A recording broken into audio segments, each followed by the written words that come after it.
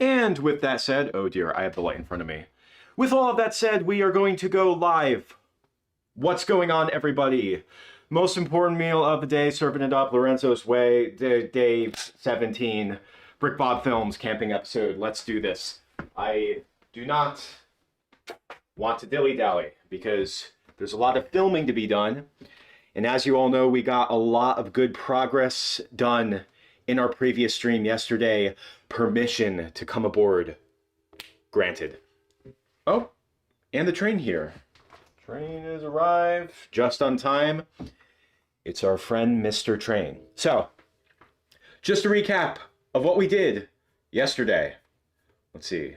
We got a jump start on our Sea Bear. Just taking you through it. So we have our... Could you mute that for a second? We have our idle, like, our swim animation for the Sea Bear. We're going to be using that, like, over and over. And then we have the introductory to the Sea Bear. Oh my God.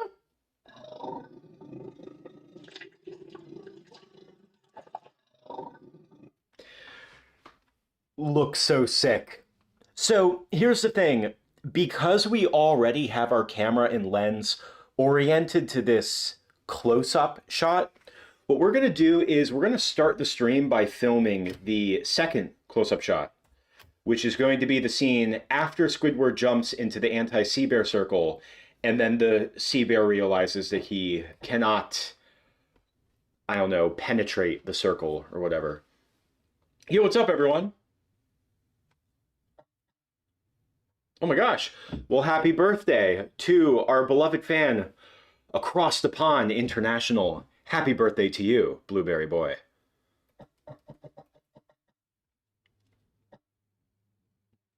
Okay, what's so funny about the sea bear is that you don't actually see the bear. See the sea bear. Attack. Squidward, he just kind of dashes across the screen. Shout out to our international viewers, everybody. Okay, so Squidward's gonna do his thing. And I want to have a little bit of overlap in the animation just to give me a few extra frames. Which is like, that's a good thing to have. Oh, looks like my camera is deciding not to focus again. I don't know why it's been doing this. I don't know what happened. I will give my camera a bit of credit. It is very dark in here, so I'll give it that much.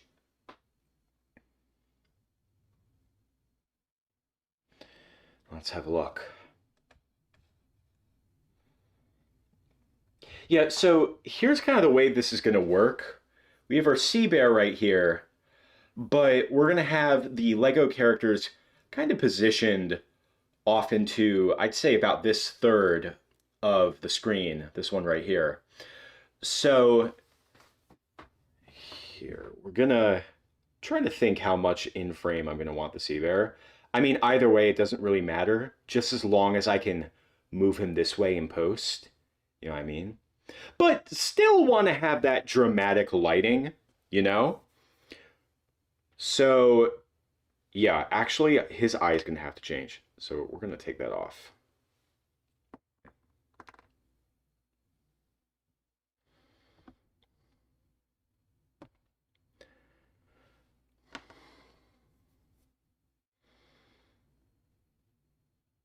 Yeah. All right. And we're going to give them some eyelids. Oh, I think I can do this. We have one right here.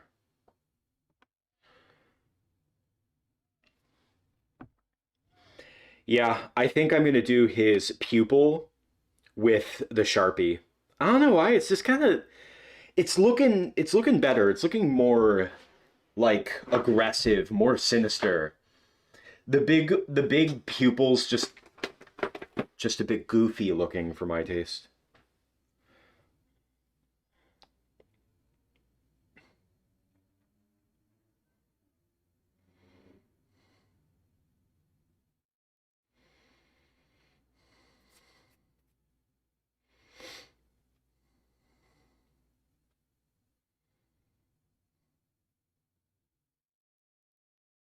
Just catching up on the chat really quick.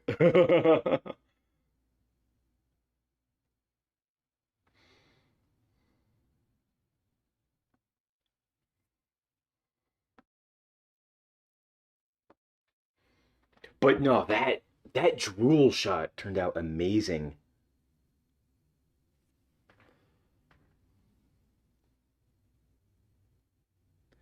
Let's just take this little Sharpie here and just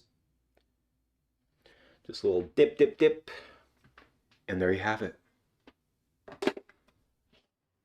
I don't know what the heck's wrong with my camera. I don't know why it keeps doing this. Because I didn't interfere with it before. I'm kind of scared to mess with it. I don't know if I can change its setting. Yeah, not when I'm streaming. Confounded. Okay, I get it. Clear the warning, please. Oh, I can do that. That's fun. It it probably just doesn't know what it's supposed to focus on. Can't say I blame it. But I am going to kind of move it just a little bit because my light is like right in front of it. And it's just like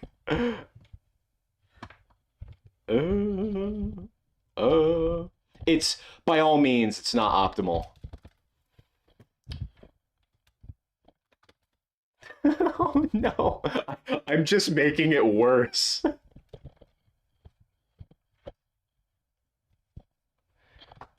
I did a little bit of, I don't know about this. You know, this is a little bit closed off. Oh, and we lost his lips. Oh dear. I don't know. I would rather deal with this than the focus just not being able to make up its mind. And I'm going to start the clock right now. It's going to be touch and go, and the start as always. The first few frames are always the hardest because you just don't have anything to go off of, but because we are in the Sea Bear's like in the middle of an action, should be not too bad.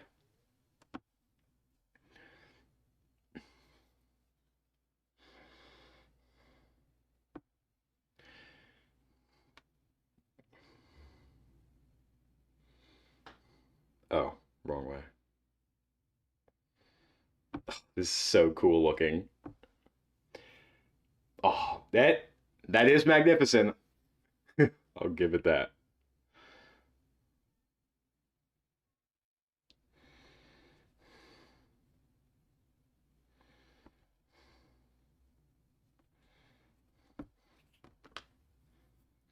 And there you go.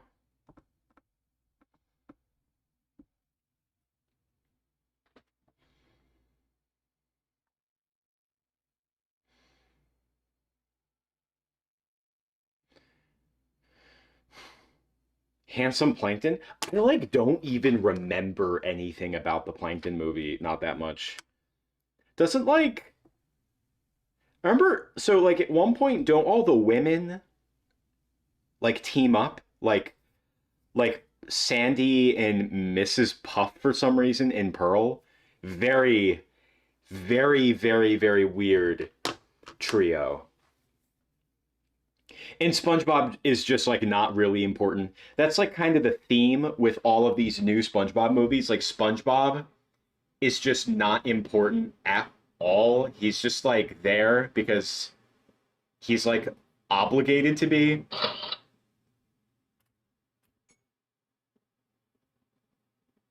Oh, this is such a menacing shot. I'm digging this light. What the heck's going on? Hello? That's better.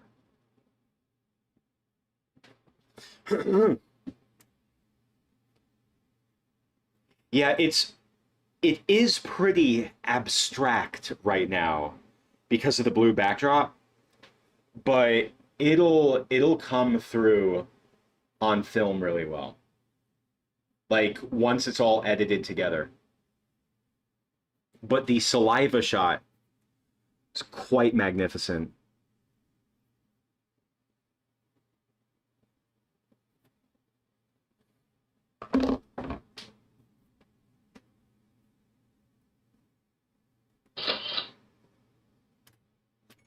Let's make our boy growl.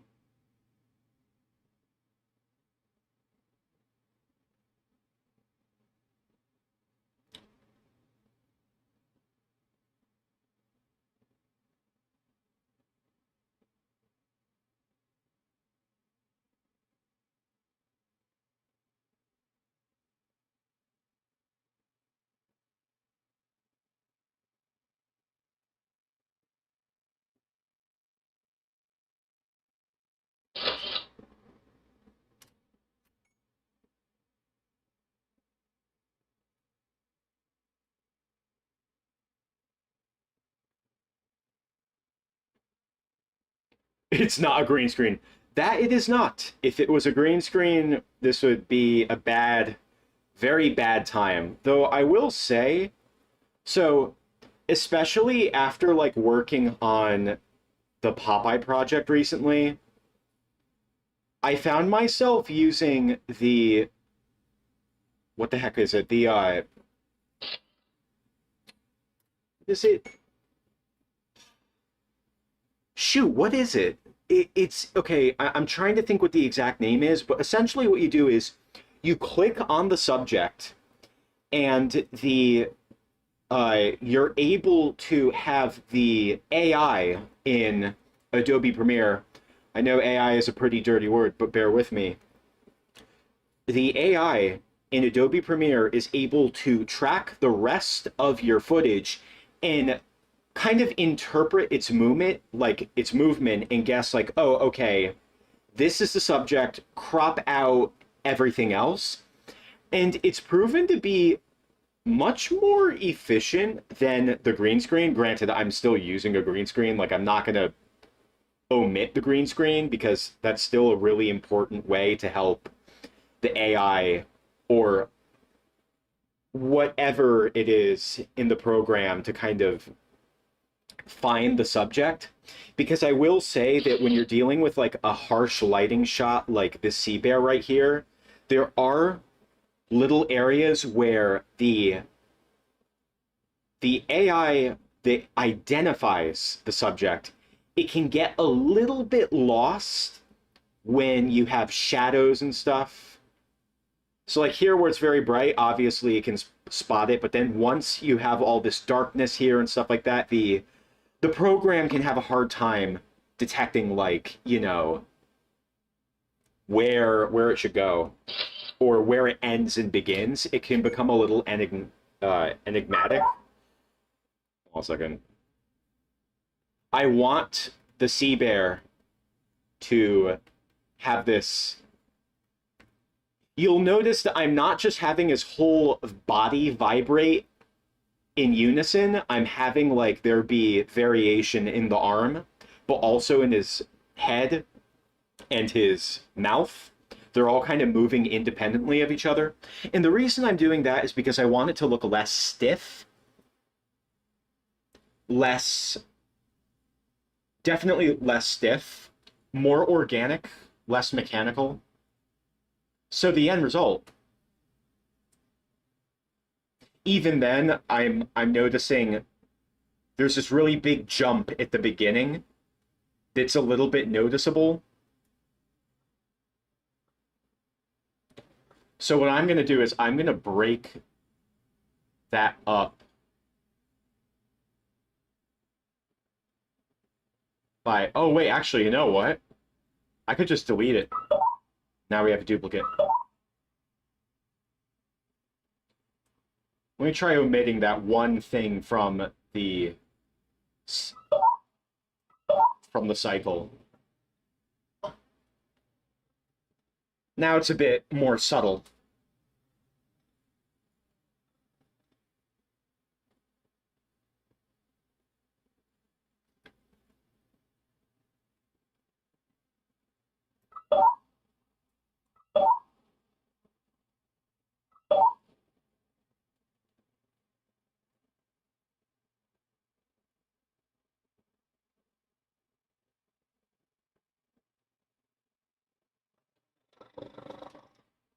Oh my God. If we had alien invaders, I would recruit all of them and teach them stop motion. Then we could all make films together.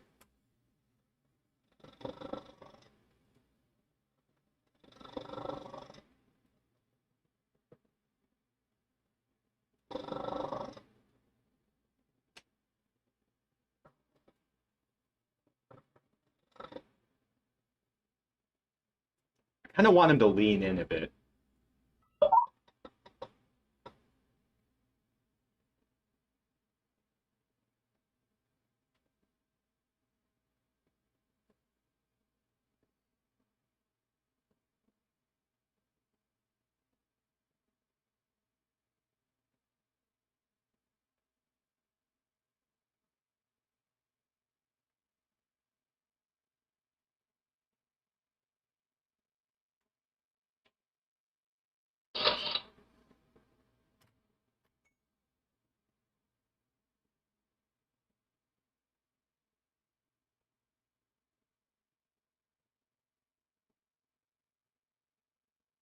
Just have him lean in just a little bit.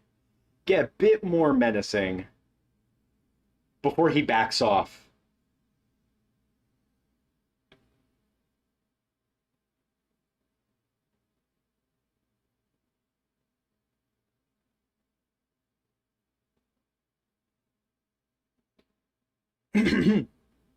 There is a surprising amount of subtlety to a lot of these shots.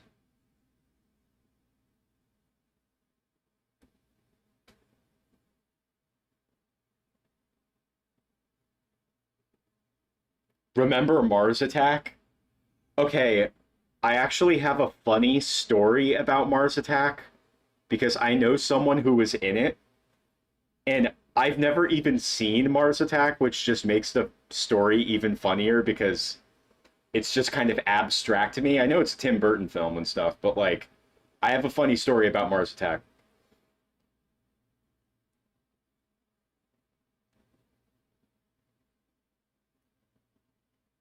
So I know someone who is he was a Marine.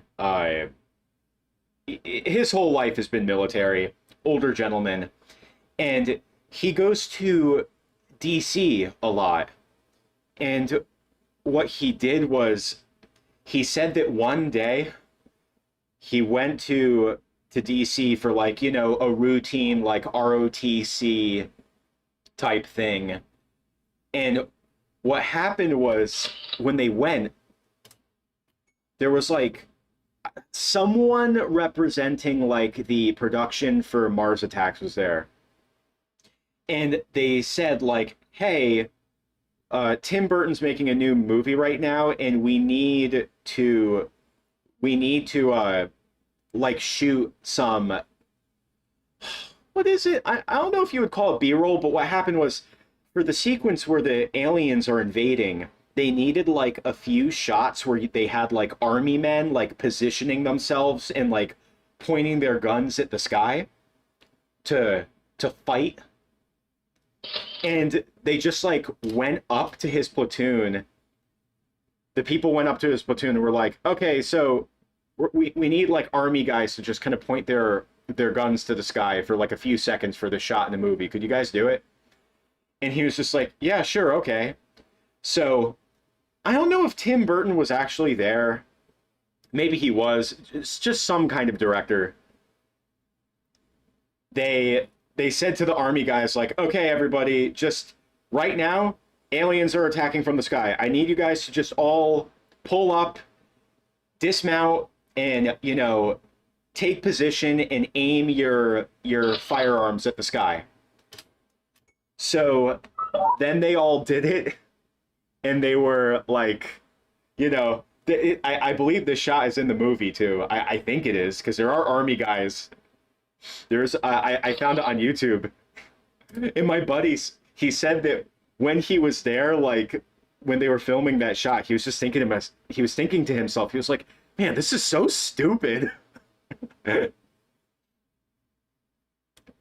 I just I remember the first time like we were having dinner together and he just casually brought up the story. He was like, "Oh yeah, I was in that movie." And I was like, "What?" He's like, "Yeah." I'm like, "You know I do filmmaking, right? You didn't think to tell me this sooner?" And he was like, "Yeah." So that we were in DC, and that was how it went down. It was just like it was so funny. He's an interesting guy. Like he's one of those people where like he just has like the darndest stories that you wouldn't even expect because like he did a lot of traveling in the military.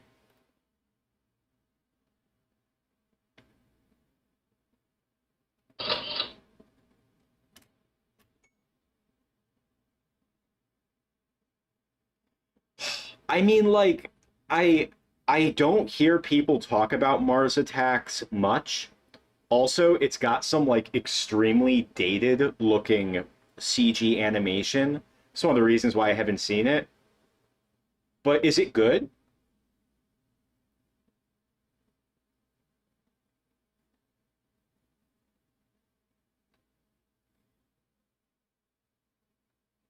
I've never heard anyone talk about it. I feel like Tim Burton did most of his like best stuff earlier on in his career.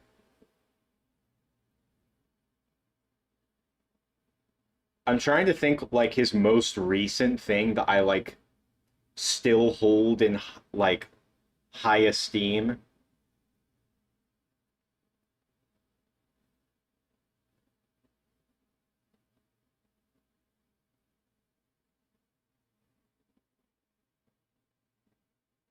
I don't know how the story is in Mars Attacks, how the characters are.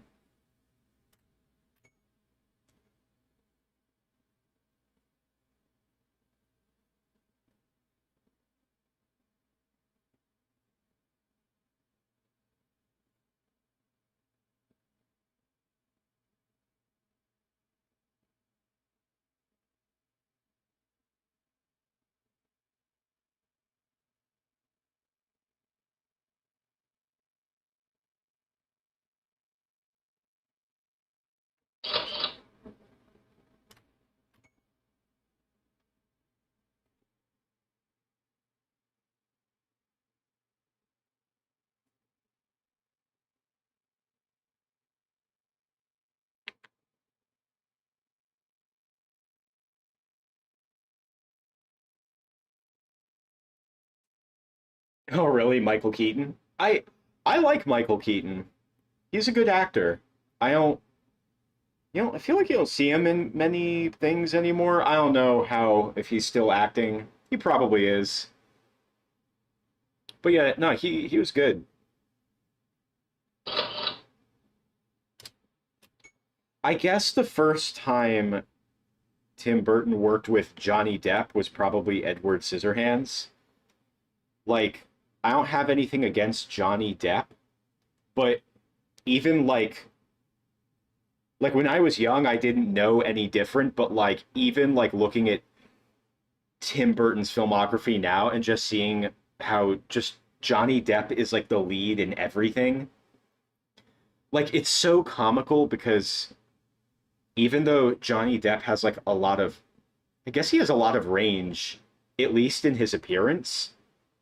It's like he's definitely miscast quite a few times.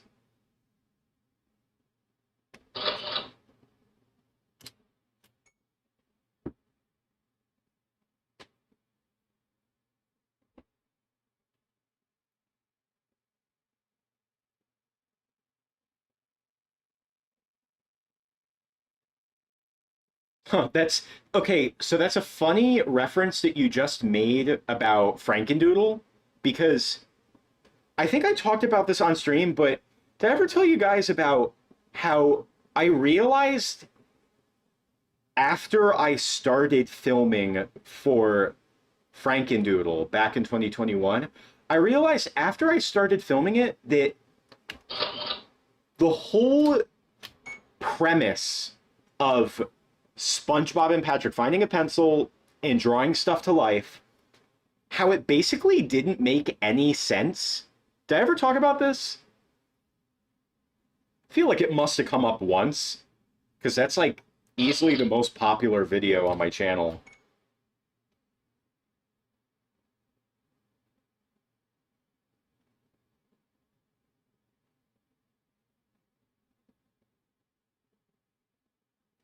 And I want to note that Frankendoodle is a great video. I don't dislike it at all, but like, yeah, that when you really think about it, it just doesn't make any sense when you take the premise and put it into when you take it directly out of 2D animation and plug it into a stop motion aesthetic.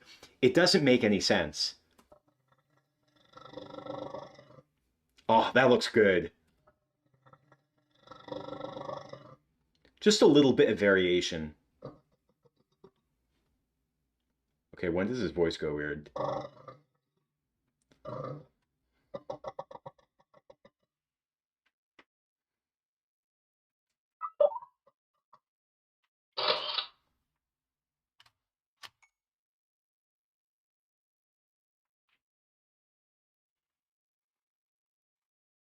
But yeah, so pretty much what happened was when I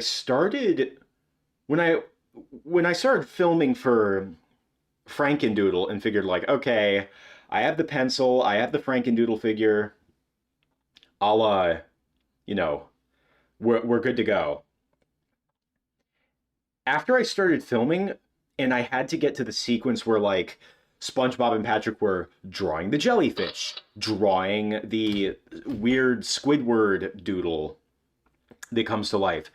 I realized that yeah, it doesn't make any sense because Frankendoodle, it's not just SpongeBob and Patrick messing around with a magic pencil.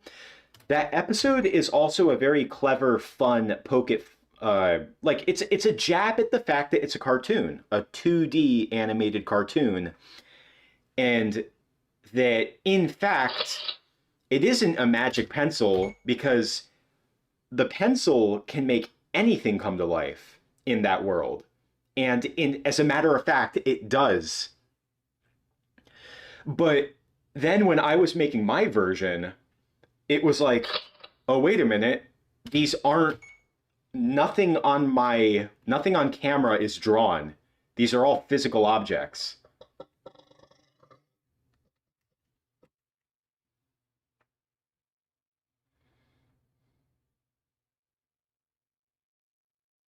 Okay, I'm gonna have him like kind of notice the circle,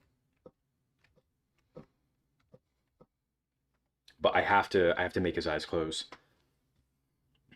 Yeah, so what happened was it was like I was filming for Frankendoodle, and it was like when I got to the scene where I had to start bringing things to life, I'm like, wait a minute, this doesn't make sense. So I kind of had to like have them. I improvised on the spot, and I made them like the pieces of paper come up, and then they would turn into 3D characters. So I that was kind of like my workaround. But the whole final battle sequence against Doodlebob just didn't make any sense because the whole time you have SpongeBob and Patrick, not Patrick, you have SpongeBob and Doodlebob fighting, and they're drawing stuff and erasing stuff. But I'm like, wait, this doesn't make sense. You can't erase Legos. You can't erase plastic. Like that's not how it works. So yeah, it was just like, I mean, look, the video is still great, but it was just so funny how I realized after filming that yeah, this doesn't that when you take this premise and adapt it directly to stop motion, you run into a problem.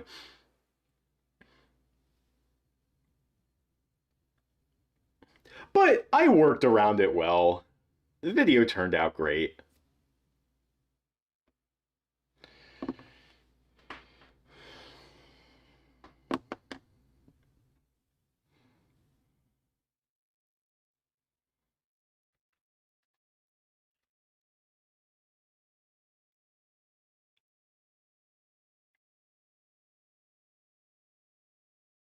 Now keep in mind, like, notice how I'm also moving the arm. The reason for that is because I don't want the sea bear to look stiff because already the rest of his body is completely hard. So I want to get as much movement in there as possible.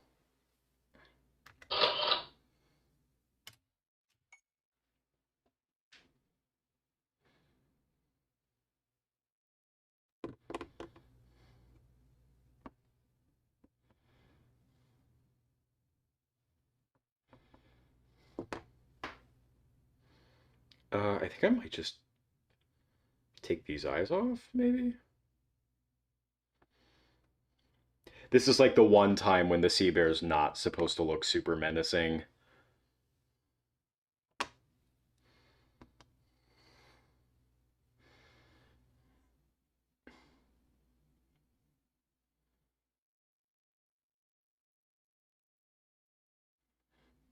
Am I gonna remake Welcome to the Chum Bucket?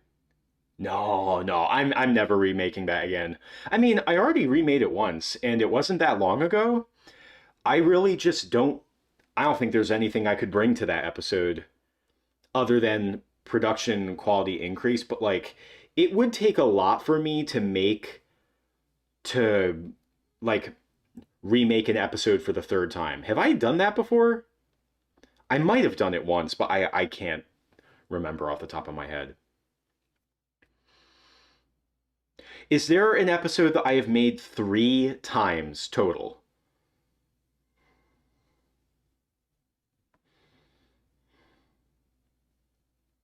I feel like an episode that I would technically, like, if any episode is going to be the one that I've made 3 times, it's either going to be Rock Bottom or SB 129, because those episodes I feel like, first of all, they're classic episodes, but I feel like I could really do a lot with SB 129 in its direction, making it way more of like a horror.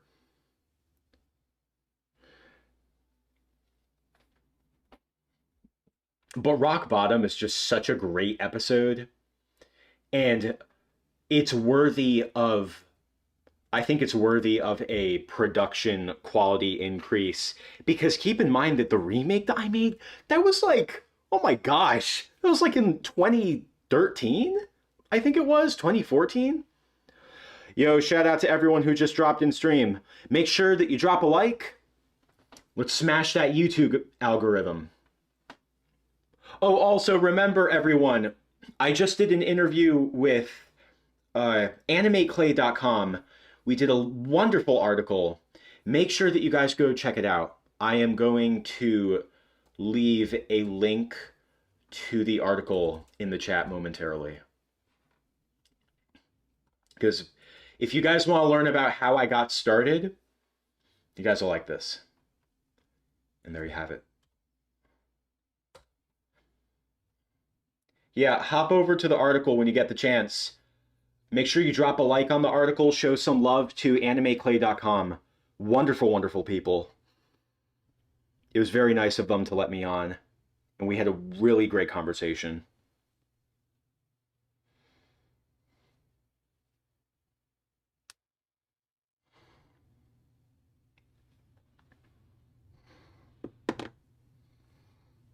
So this is the mouth that we're going to be doing. Secret Boxer Band Geek? I mean, people ask me to make, oh my gosh, Band Geeks, people, even if I made a remake to Band Geeks tomorrow, people are still going to be asking me to remake Band Geeks. Band Geeks is just such, like, a classic, like, all-time great SpongeBob episode. People are always going to be asking me to remake it, but I'm sorry. I don't think I'm ever going to remake that episode again. And purely because of the fact that the climax to the episode is a copyrighted song, right? Like that whole the sweet victory sequence, that was so impactful that just I mean the rest of the episode's amazing, but people really want to see sweet victory, and I just because it's a copyrighted song, like I could not publish it without it getting demonetized, you know? So if anyone wants to see my take on Band Geeks, you do have some options. You can watch the original version that I made when I was a kid. I don't, maybe it was 2014. Or you could watch the dedicated Sweet Victory song, like music video that I made. His whole face is falling apart. It's okay. Nope.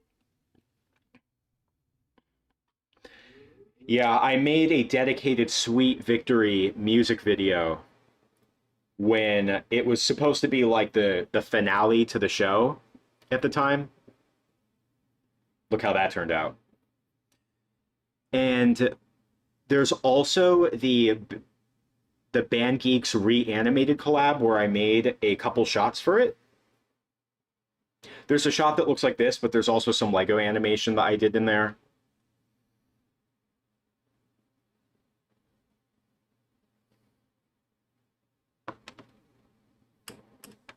Super finicky. Anime Clay did find some Will Vinton stuff. Yeah, yeah.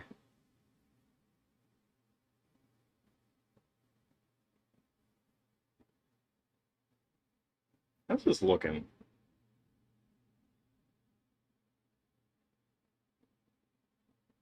A silly looking face.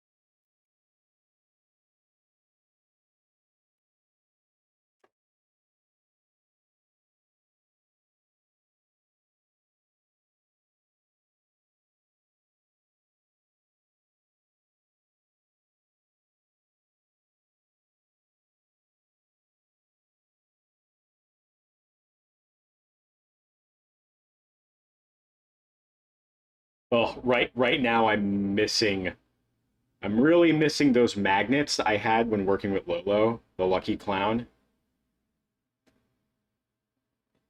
Yeah, that puppet, like, I made the head with epoxy sculpt and embedded magnets in it. So the overall sensation of like putting on eyes and taking off eyes, so smooth. One of the benefits to using like a hard head for animation.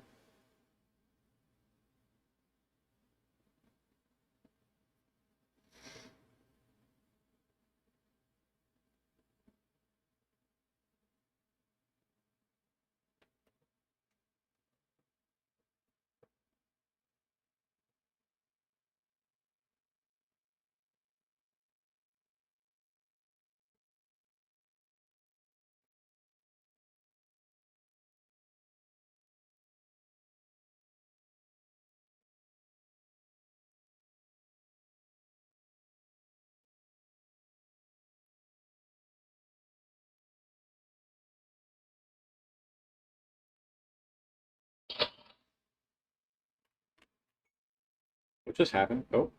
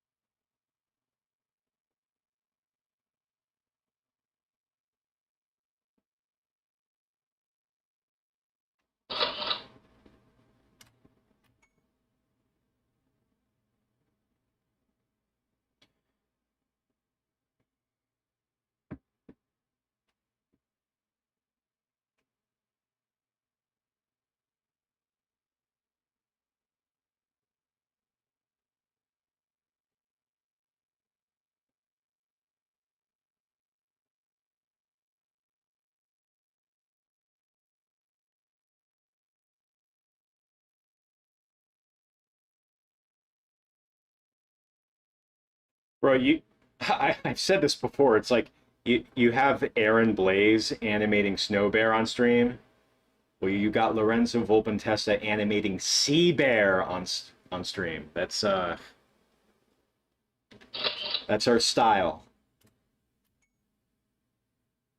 Terrifying.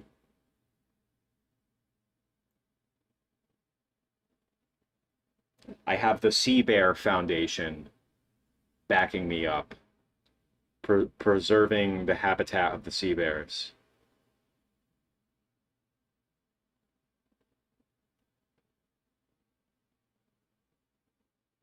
Just want these eyebrows to go down a little, not a ton, just a little.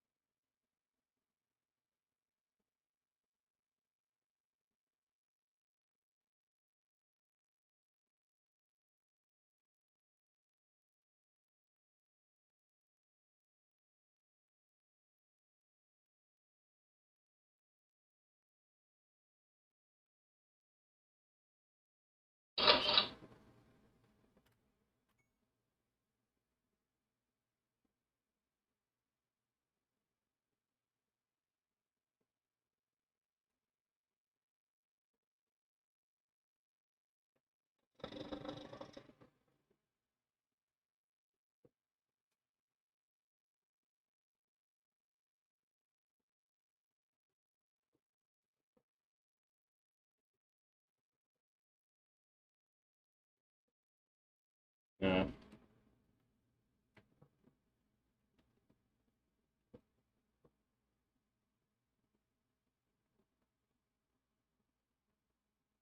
Let me try something.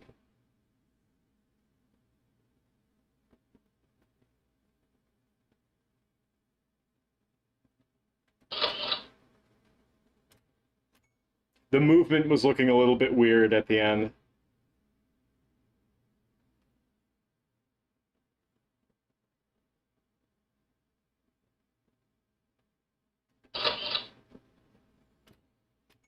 Yo, what's up? Welcome back.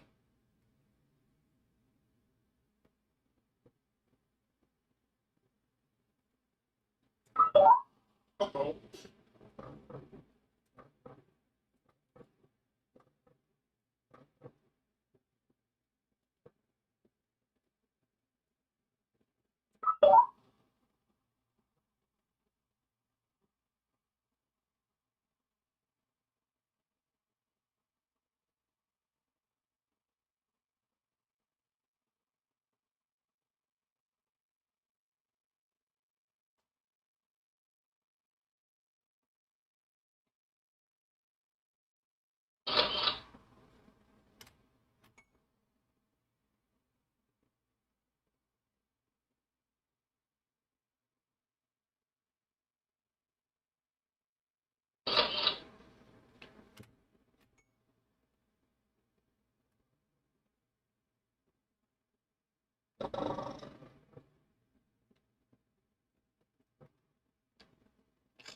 Why can't I get this right? I don't know why I can't do this. Uh, keeps coming out a little weird.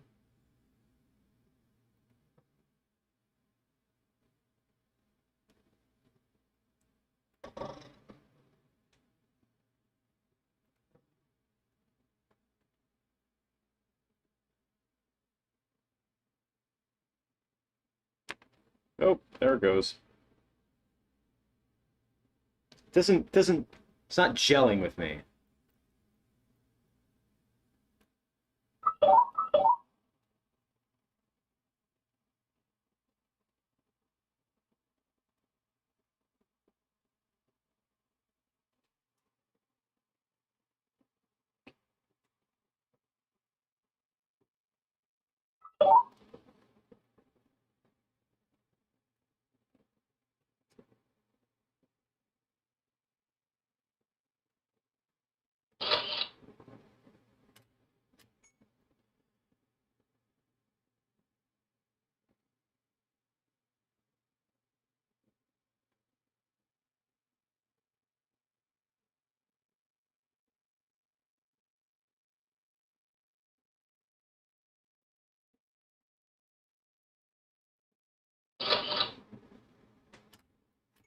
Now we're gonna have him look back, look down.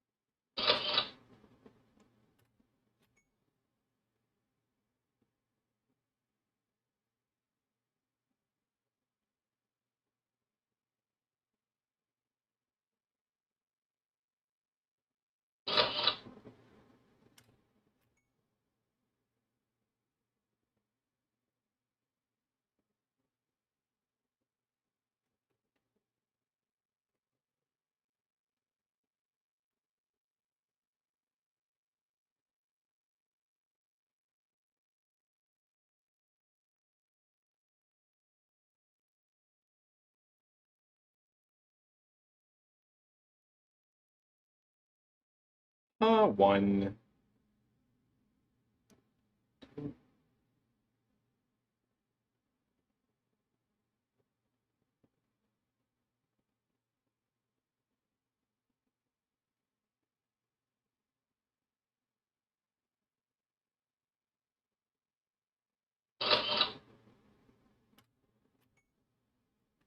It's a little too much.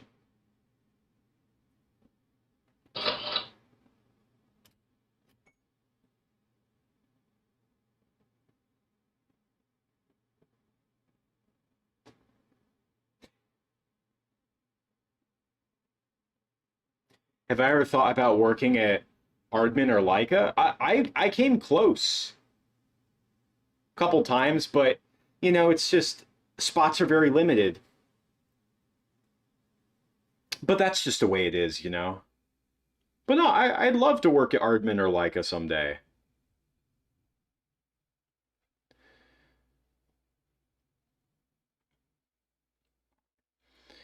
Yeah, what I did was I made like a character animation reel last year and this year, and I sent them to Leica, and they almost landed me.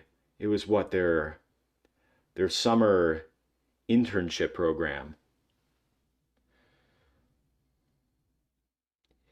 Yeah. I mean, like, it was just like, it was a really fun personal challenge just animating those demo reels. And it was a good excuse to just kind of do something a little different. Like, when else am I going to do like those cinematic type shots, with a ball and socket armature? Like, that was the reason that I made Lolo the Lucky Clown.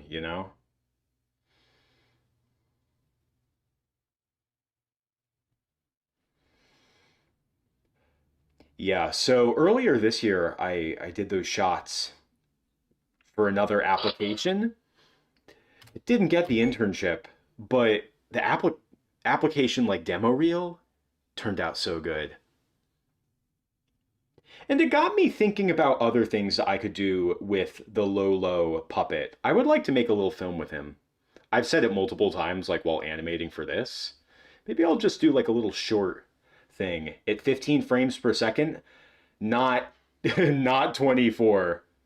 Animating at 24 frames per second is just, oh my gosh, it's so much. Now, if you're a place like Leica and you have like the resources to do it, like go for it. If you can do it, go for it. But for me, I find that 15 frames per second is kind of the sweet spot.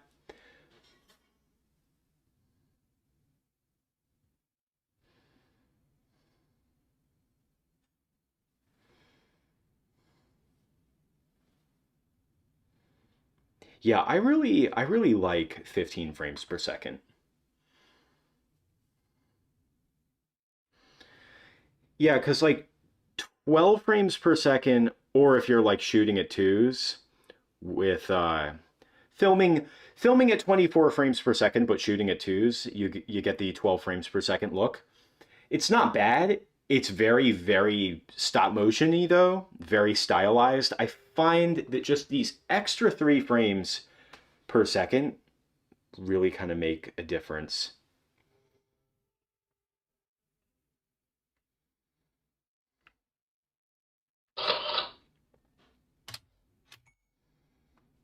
48 or 60 FPS? Nah, no way.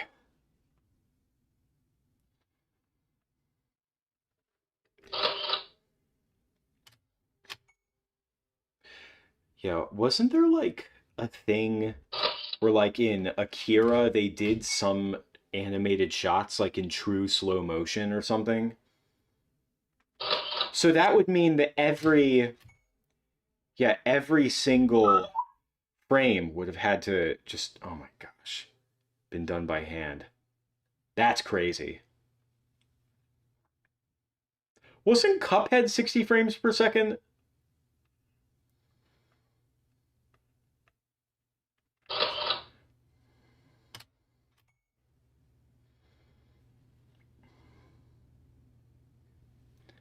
I think Cuphead was 60 frames per second.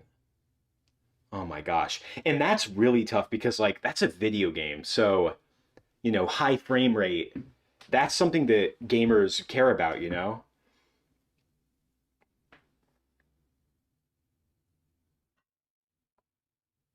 It is tricky.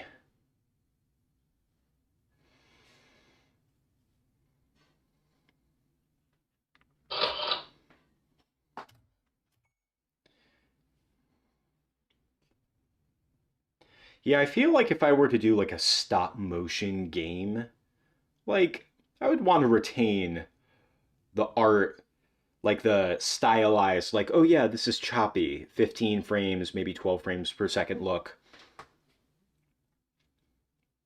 Because that's like the whole point, you know? If like, I don't know, unless you had like the budget and talent to do something like Shadow Machine or Leica, where the puppets just move so realistically.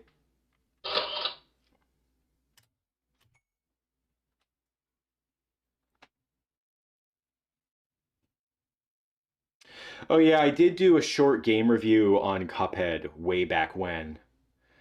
Yeah, because at the time I was like, okay, maybe if I review some new games too, that'll help bring in some attention to the channel, expose more people to the Clay Kremling series. Because what I thought was cool about Clay Kremling was that I was talking about these games that no one would ever talk about. They were just desktop games, not ever meant to be taken that seriously.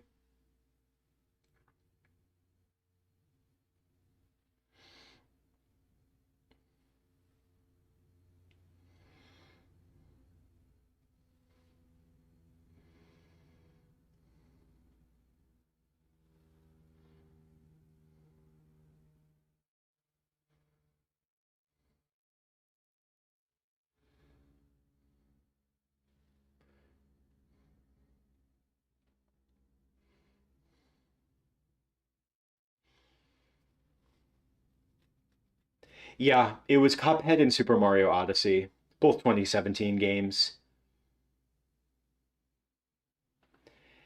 Yeah, but then it was another one of those things where it was like, look, could this theoretically bring attention to your channel? Like, yeah, sure, but also you're just jumping into the rat race of like trying to compete for clicks with all these other larger, much more established game reviewers. And not only that, but like the what the heck was it? Those reviews that I made, they weren't even Clay Kremling episodes, so they were just kind of generic. So yeah, kind of early into it, I was like, yeah, is this really what I want to be putting my time into? Like, no, I want to keep putting my time into the things that are more unique to this channel.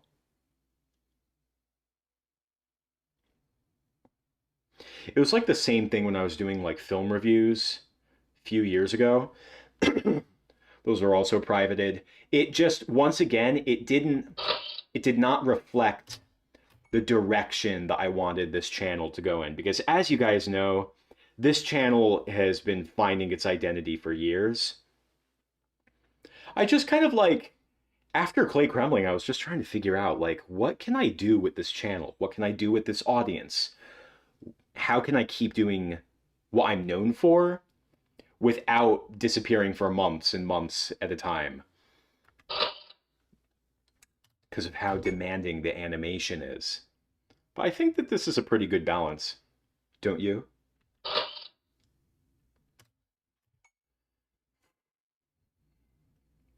Platypus or the Neverhood. I've heard of both of those. I think I like the developers on Twitter or something. This was years ago though. But yeah, wasn't Platypus like a side shooter as well, like a space shooter or something?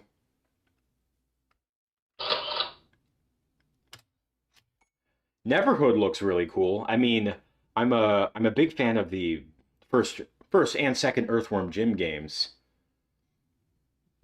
and Neverhood looks, at least at the outset, it looks like it has the same charm of something like Earthworm Jim. Sorry, lost my train of thought. But yeah, I had a lot of fun playing Earthworm Jim back in like late 2019, early 2020, because I bought that like Sega Genesis Classic Edition because I never played Genesis growing up.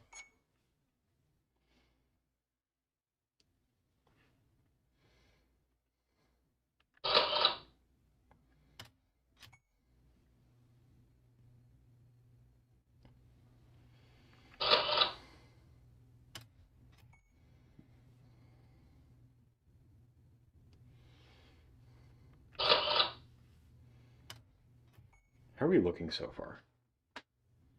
I need some water. Oh.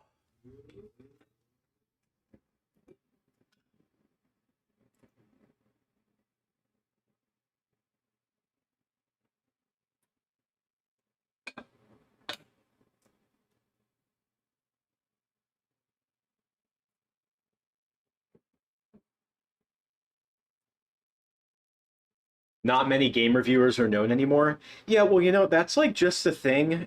Like, look, on something like YouTube, fame, your time in the limelight when you're really trendy, like that's going to come and go. It happens to everybody. It will it will happen with Mr. Beast someday, probably. But then again, even someone like Mr. Beast, he diversifies. It's not like he's just a YouTube guy. Like he does other things. And that's kind of like the thing for me. It's what if what if I wasn't just a guy on YouTube? What do I want to be doing? Well, I want to be doing this. So yeah, like even if YouTube was not a thing, I'm gonna try and keep doing this anyway.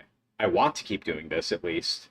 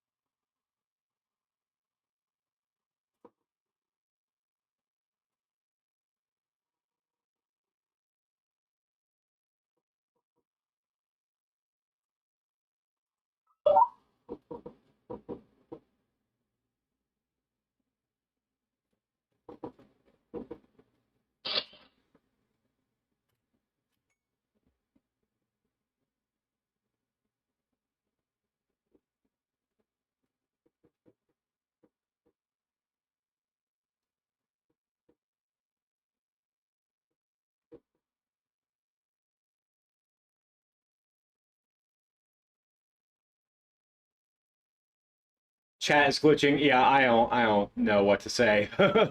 It's my encoder looks like it's running okay, but I was kind of having some like weird internet things going on today, so a few hiccups here and there may be expected.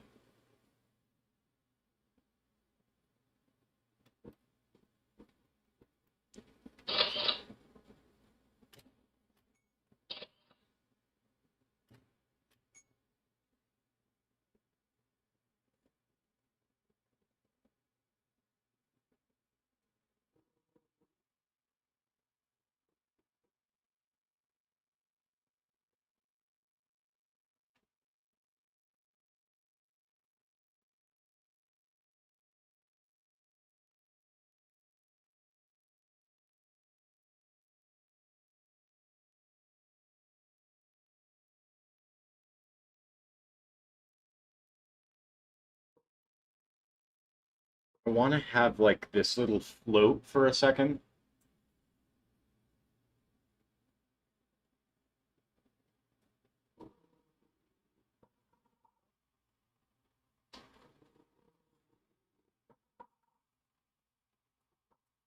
And I'm going to bump this audio forward a bit. That's 2000 2262.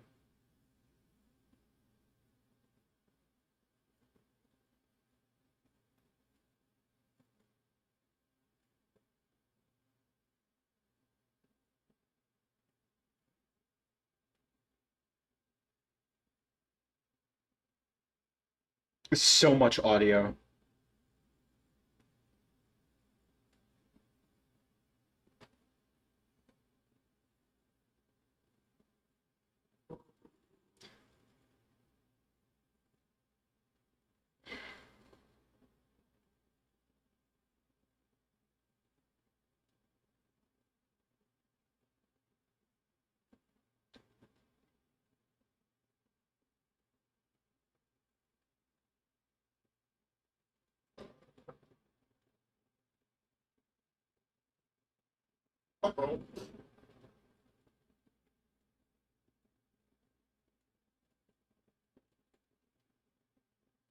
Isn't there like a guy involved in like Earthworm Jim?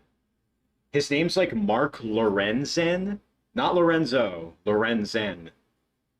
And like they made a level called Lorenzen's Soil as opposed to Lorenzo's Oil.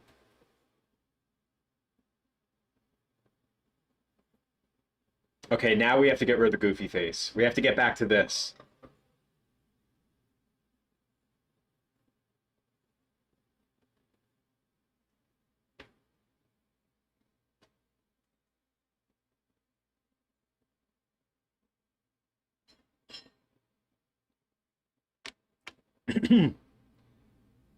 I'll never forget one time. This is just such a dumb story, but I think about it whenever. Okay, so here's the thing. I've never seen Lorenzo's Oil, but whenever I hear someone talk about Lorenzo's Oil, I always think about this story. One time when I was at a sleepover, it was a sleepover with like my older sister and her friend. It was at her friend's house. It was our friend at the time. And it was like for some reason to entertain ourselves, we were on Netflix at using uh the Wii. Remember Netflix on the Wii, the old Netflix channel? And what we thought would be fun, it was like, oh, okay, let's look up our names, but as movies. Like, let's just see what shows up. I know, riveting, right? So we start looking up all our names. We look up my sister's name, nothing shows up. We look up my friend's name. It's so dumb. Nothing shows up. Then we look up my name, and Lorenzo's oil shows up. And Lorenzo's oil shows up, and I'm like, oh hell yeah, there's a movie about me. Like, I win. But and our friend's reaction was so funny. She just says, "Well, yeah, well, whatever. It's just a movie about oil." Like it's such a dumb like whatever story, but like her reaction was so funny. I'm sure that the oil is symbolic or something.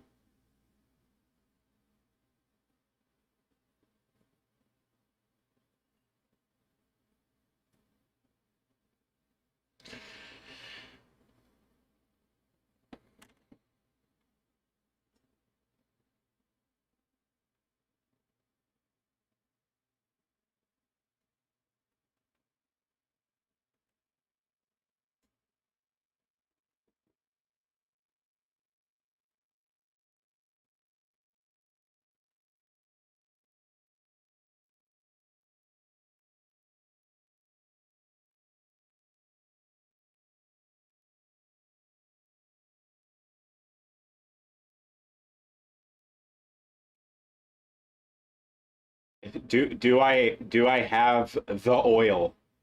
I do not have the oil. I don't think I've ever had oil.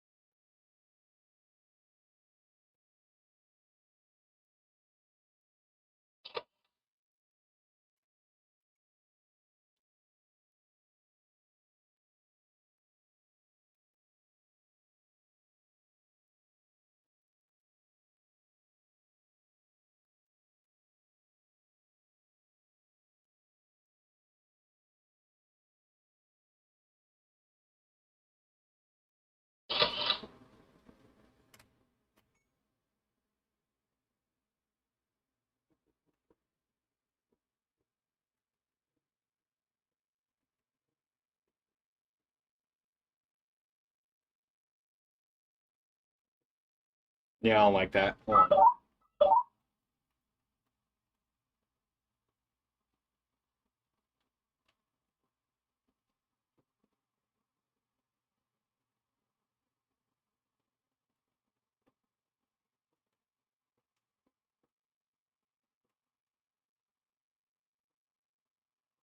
Yeah, it's a little too choppy, a little too jittery. Sorry.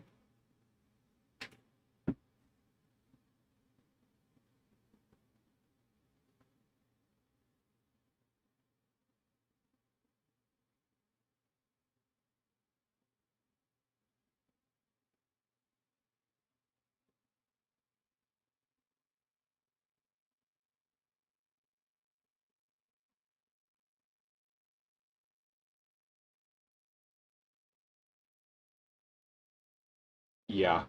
No, I kind of I made the sea bear's body move down a bit, so I kind of have to commit to it. I feel like that it's the best possible choice.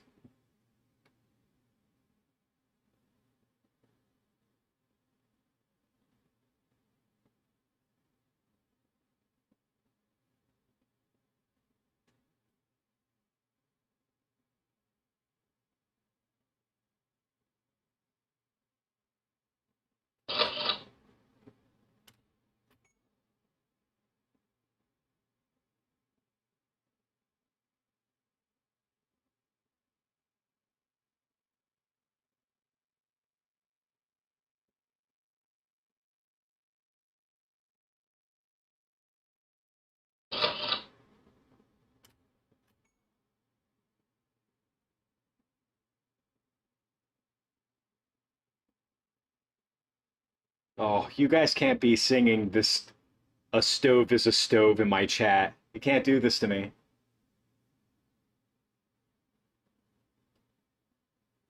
Gosh, that when I was a kid, that song made me so sad.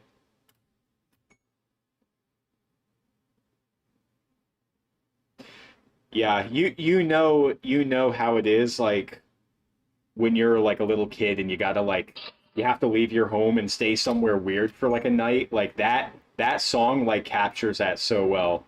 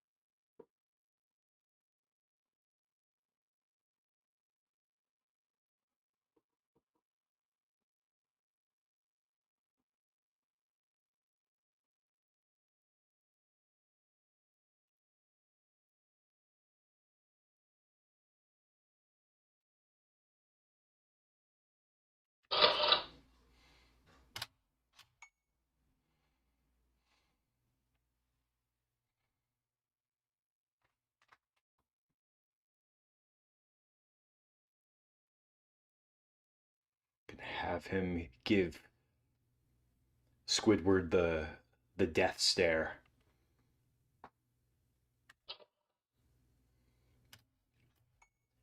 Gosh, I remember when there was like this thing going around like there was like this meme called like the Luigi death stare from Mario Kart 8. This is like when I was a kid, teenager. Yeah, like everyone kept saying like, "Ooh, the Luigi death stare." Kept saying it and like I saw the footage. I'm like, he just looks a little miffed. Like it's not a death stare.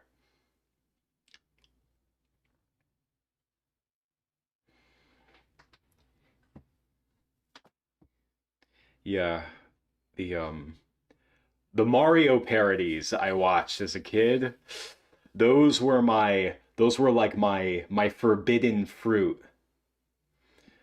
of which there were many.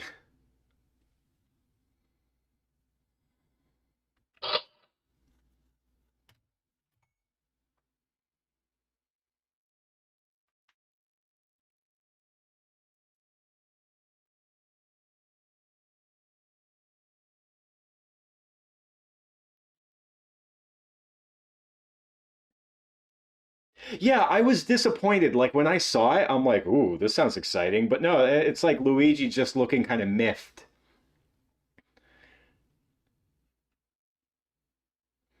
I distinctly remember being disappointed.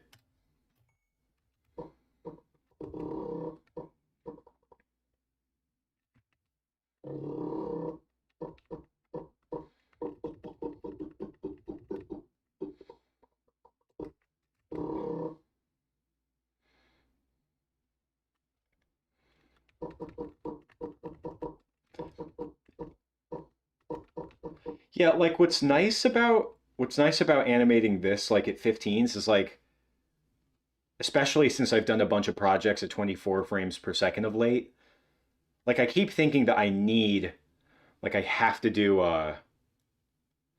I have to film the body at twos to like make it look sufficiently choppy, but like no, I don't. Gosh, I really love 15 FPS personally. Yeah, after doing something like animating those demo reels for Leica, like I never want to do that kind of animation at 24 frames per second again. Like never.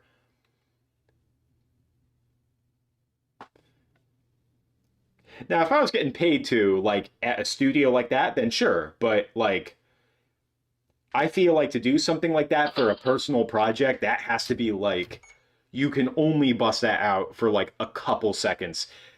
Doing an animation like that, like those Lolo studies, I'm talking like an entire day of animating just for a few seconds.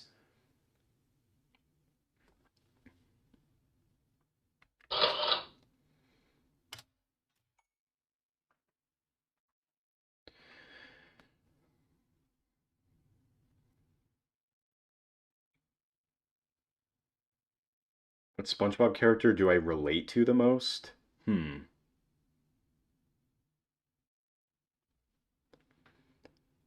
Patrick? I feel like I relate to Patrick the most.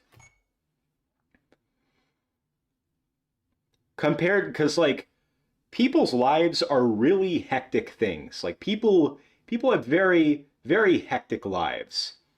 And I feel like by comparison, like I feel like Patrick just like yep, this is me under my rock. Right now I am Patrick under his rock, you know?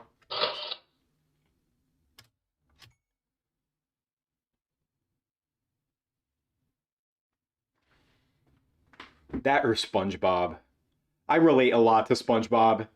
SpongeBob's great because like he's like a child, but he's also like an adult with like a house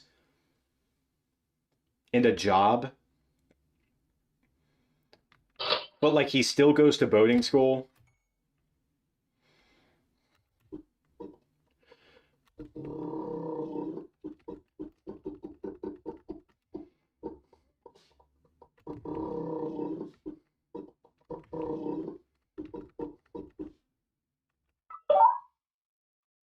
How are we looking?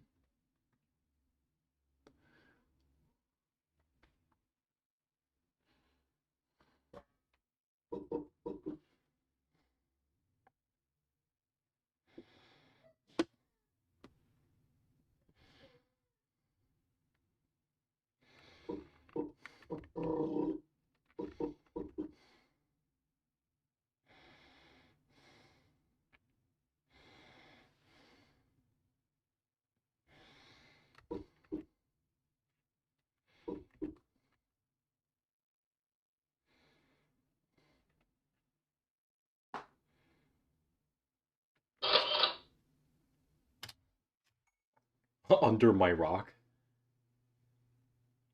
My favorite is I Wrote This by Patrick Starr.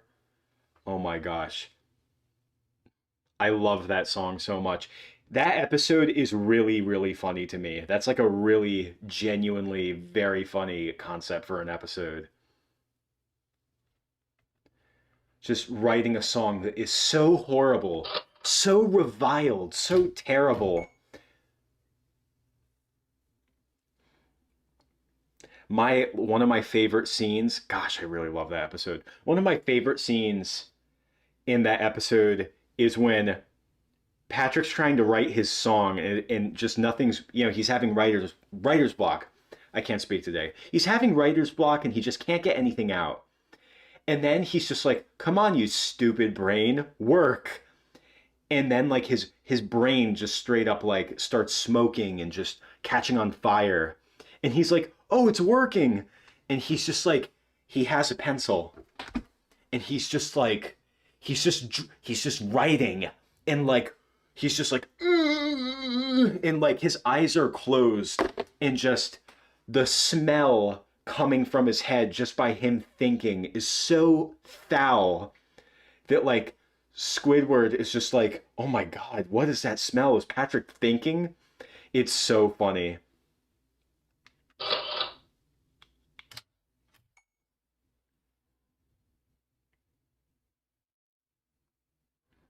Just the image of just Patrick just like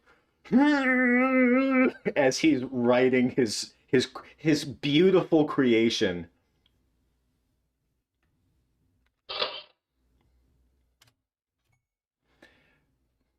Also just like the song being so horrible that anyone hears it just cannot bear it. And then you have that one guy walking down the street with his headphones and he's just like, "I like it."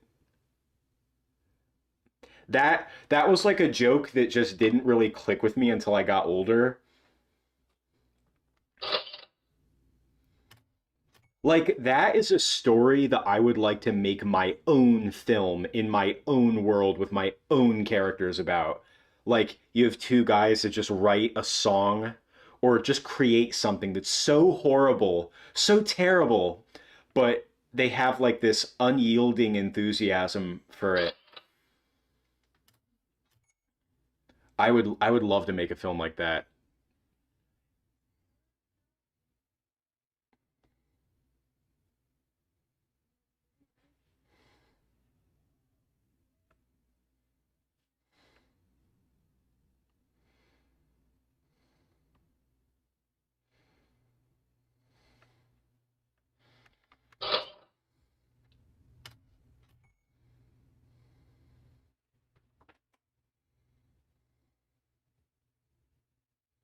Oh yeah, Gene Shalit, or Gene Scallop. Yeah, no clue who Gene Shalit was when I was a little kid.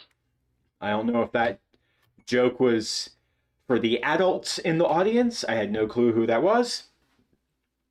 But yeah, obvious nod to Gene Shalit. The only reason I knew who Gene Shalit was because Family Guy made jokes about him.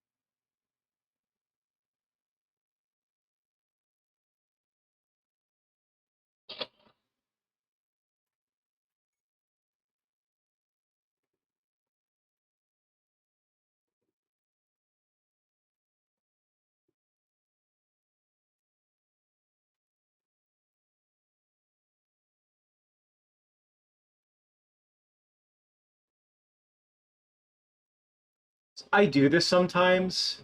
I'll cut up the audio and just nudge it a little bit just to give me a few more frames to work with.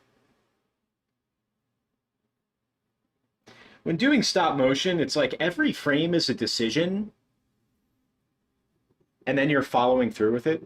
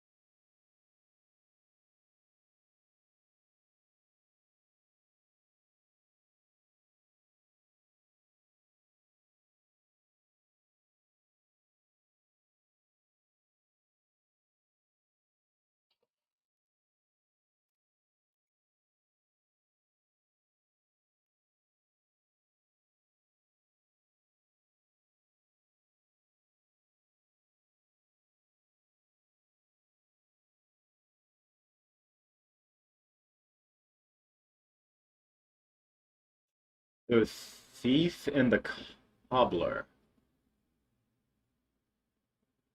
Huh. Um. All right, my screen's totally populated. Let me write that down though.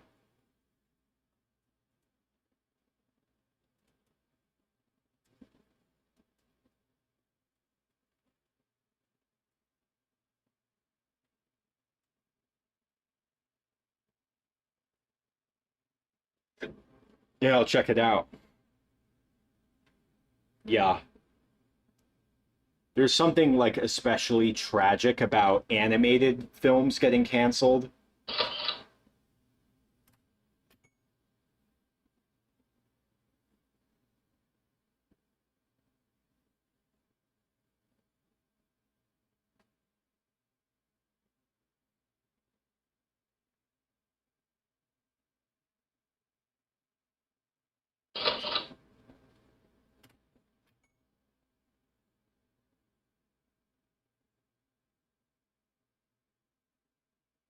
Squidward was voiced by Steven Hillenburg, really? I didn't know about that.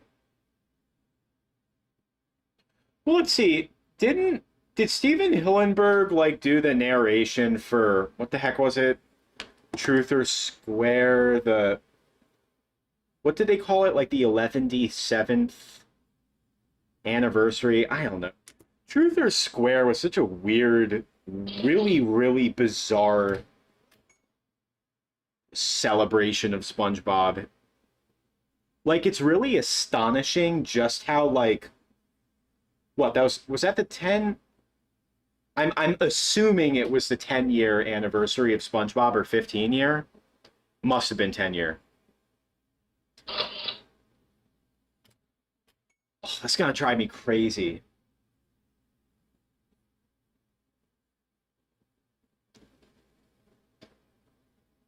But yeah, like that was like the first big celebration of SpongeBob's, like just like a milestone, and just seeing how far that show had already fallen from grace within that amount of time, it's like ugh, just bored celebrity cameos, and poor Tom Kenny is Patchy the Pirate trying to save it the whole time, and just like a mediocre SpongeBob special.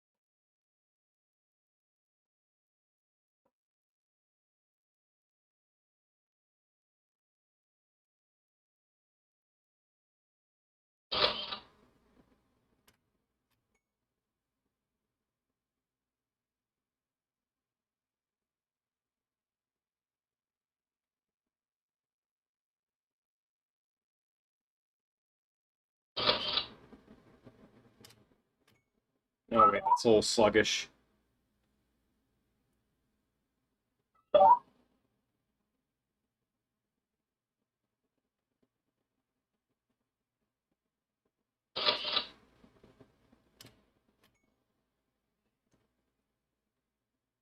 Thoughts on House Fancy? I mean, like people talk about how that's a horrible episode because of literally that one scene. If you remove the scene, the infamous toenail scene from that episode, it's a perfectly fine episode of SpongeBob. I wouldn't mind making it.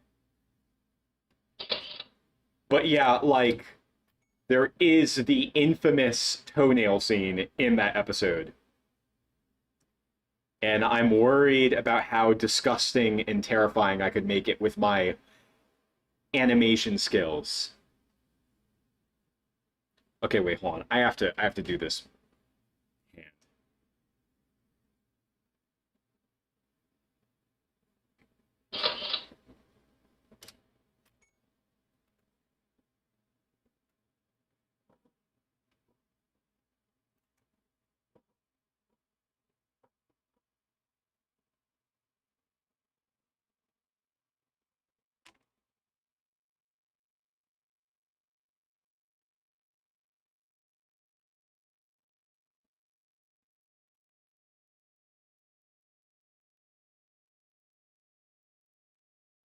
Yeah, wait, someone brought that up. Dude, that's terrifying. 10th anniversary? It just, oh my gosh. It feels like 3 years ago. I mean, it was definitely old. I think it's because like I was still in BrickBob Films mode at the time because I was still making episodes for it. Like I was just kind of piloting Clay Crumbling at the time. I handled the whole like transition from BrickBob Films to Clay Crumbling like horribly, by the way. Like the like, oh yeah, I'm canceling the show. You all like watch my new show. Like, nah, dude, that was horribly handled.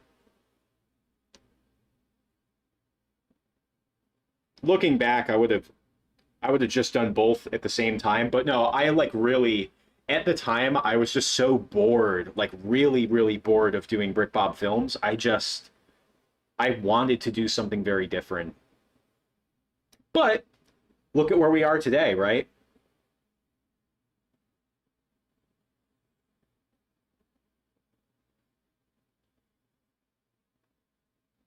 Okay, I want to see what this hand is gonna look like.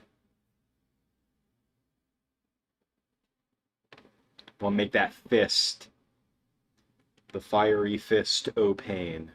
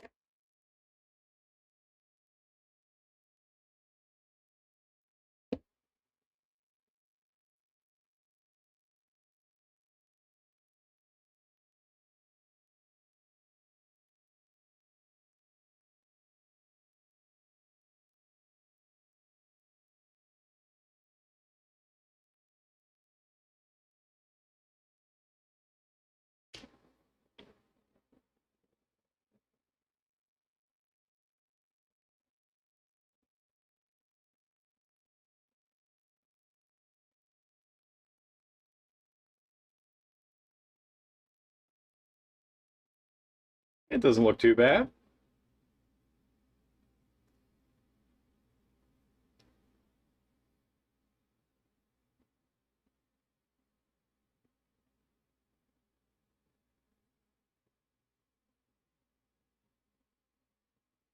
I want this finger to be nice and big because I want it to read on camera. I also have to kind of give him a fist.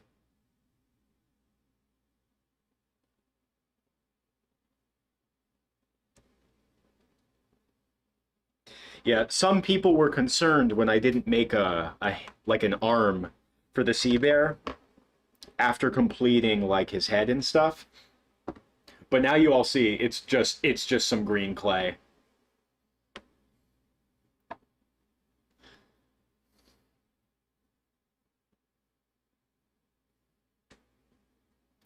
Oh, an anniversary stream for Clay Kremling? I mean, I'll have to think about doing that. Yeah, I have to let's forget I can do something like that. Well, you know what? We're well on our way to 17,000 subscribers. Maybe I could do something coming up like we could do it for like a celebration stream. I would imagine we'll be done filming for this project by then, definitely. I'm I don't want to jinx it, keep in mind, but we should. Especially after doing the sea bear and sea rhinoceros effects, everything else in the episode should feel like a breeze.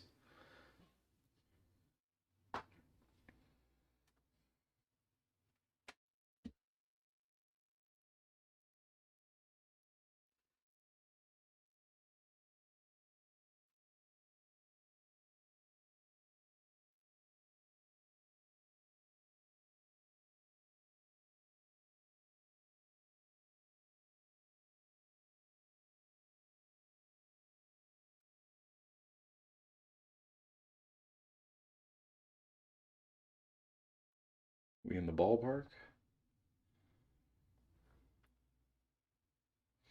I'll turn off that toggle.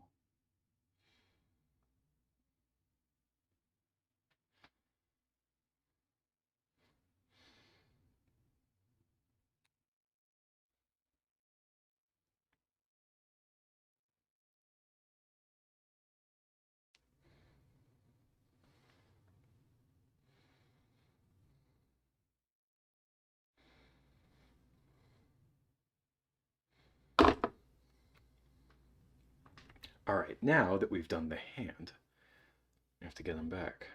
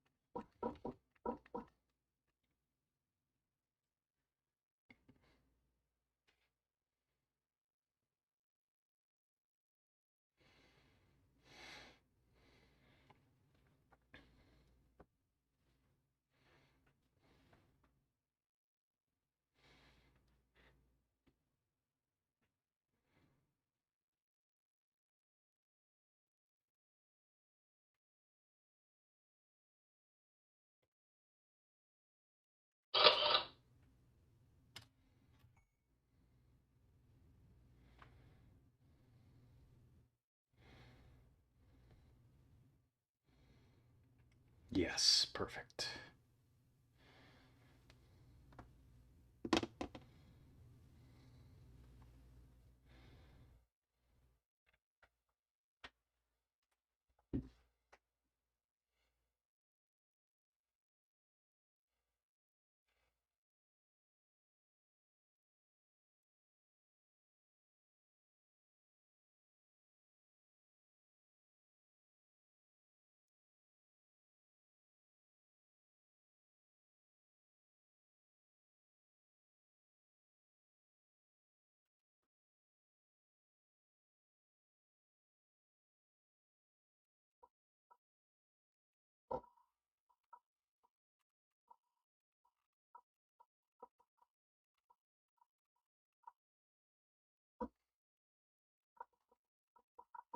I kind of wish I had like a slightly open mouth. Like this gap is like kind of big. It's kind of stark.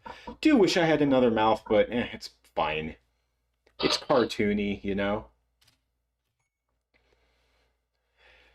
Jellyfishing and Neptune spatula. I've talked about both of those on stream. I do not like jellyfishing. I really that episode is like astonishingly like not funny. That's like yeah, that's a good example of like Squidward can work like oh my god. The dynamic between Squidward and SpongeBob can work like with SpongeBob annoying Squidward. It just needs to be done right, but that episode is just kind of like depressing. And Neptune's spatula I just think is all right. Like I like that's not a particularly bad episode. It's just one that I don't think about that much. I think it's cool that they introduced the character King Neptune, kind of, broadens the Bikini Bottom universe. But the episode itself is just fine. It's just, oh yeah, King Neptune's a jerk, like just a jerk. I don't really, I can't think of any like jokes in that episode that really stand out. Like, oh yeah, that's a funny joke. Like, it's just the whole episode is just like, oh, King Neptune is a lying jerk. Like, oh,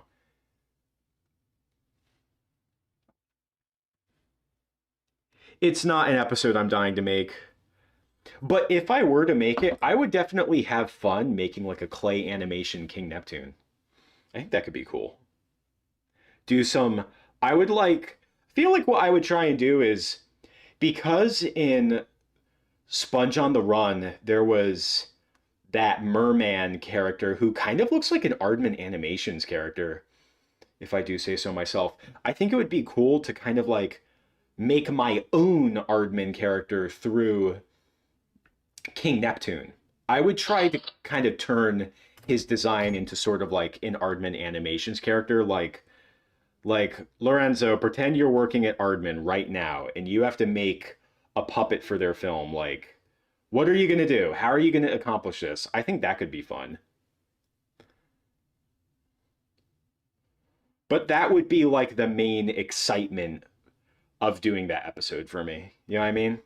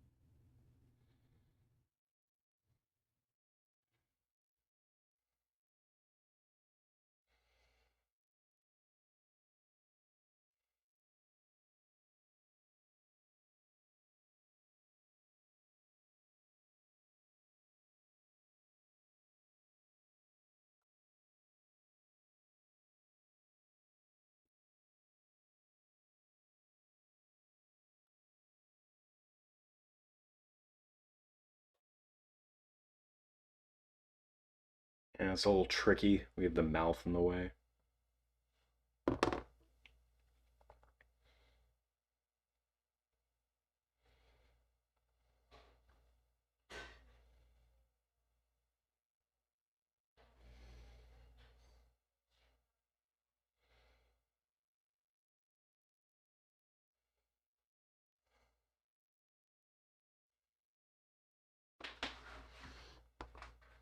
You enjoyed the quality versus quantity. I get that.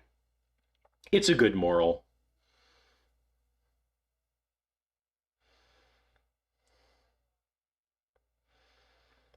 Are you serious? Is the mouth really just in the way that much? There's always something.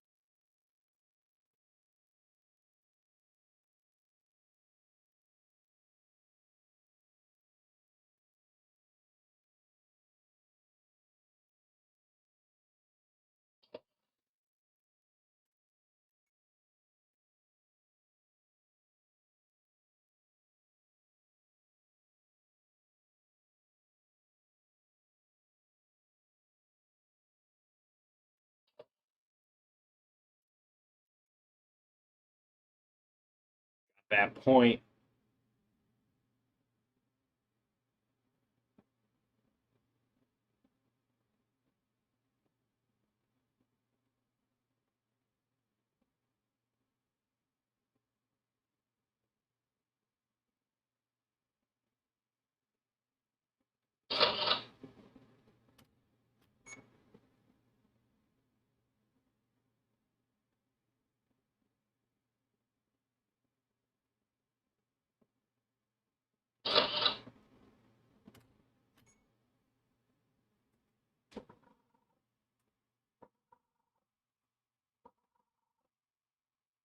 Let's move that a little bit more.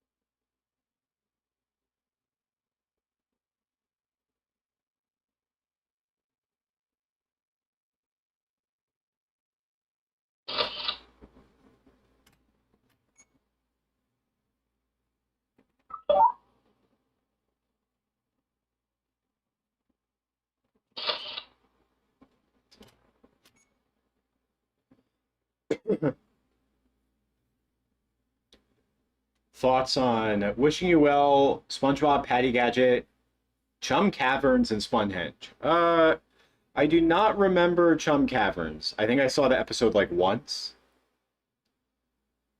SpongeBob versus the Patty Gadget is fine. I was actually thinking of making it because, like, so last year I wanted to try doing like a short episode, and I did Rise and Shine, but the episode didn't do well. Also, not to mention the fact that, like, right after I posted it, it got labeled as made for kids by YouTube, which meant it was not eligible to display personalized ads, which really hurt its ability to earn ad revenue. So that's why, like, afterwards I was like, I don't think I'm gonna do another short. I might, but I don't think so. It might not even be worth it.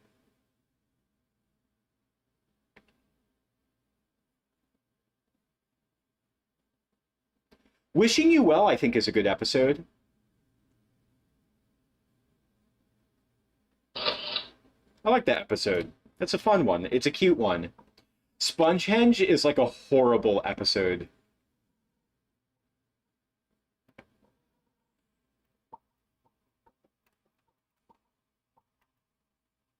That episode's like infamously bad. I mean, it's not offensive as some of the others. It's just like astonishingly not funny. And it's just got this like awkward off tone to it. The ending is really lame. It's got a really bad ending.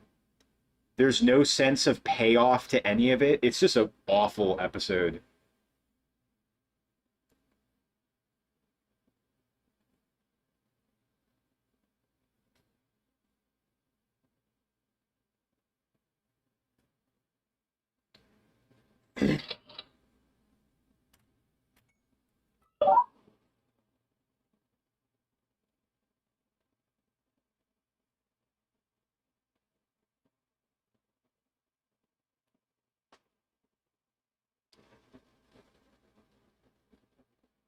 Better than one course meal? Yeah, that one course meal is like, oh my gosh. I remember the first time I saw one course meal, I wasn't like super bothered by it, but then I like revisited it when I got a little bit older, when I wasn't quite a child anymore, and I was like, oh wow, this is really messed up. When I was a kid, the only thing that I remembered about one course meal were like the whales that showed up at the end, like on the projection. I'm like, oh, photorealistic whales in SpongeBob, that's kind of funny. Yo, what's up? Welcome to the stream. Pop in, have a rest, get your licorice, get your stromboli. We are animating the fabled sea bear. Let me show you what we got so far.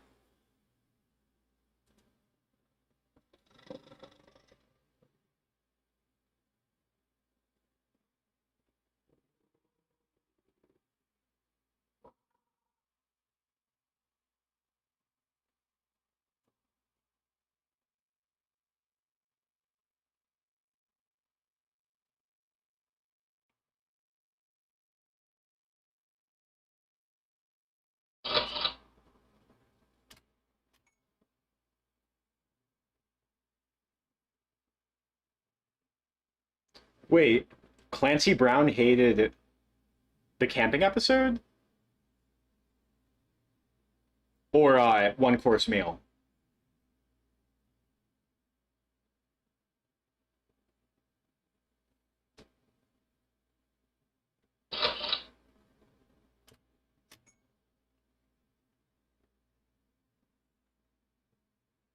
I just get depressed like hearing the like SpongeBob's voice in the modern SpongeBob movies and just hearing him like sound old.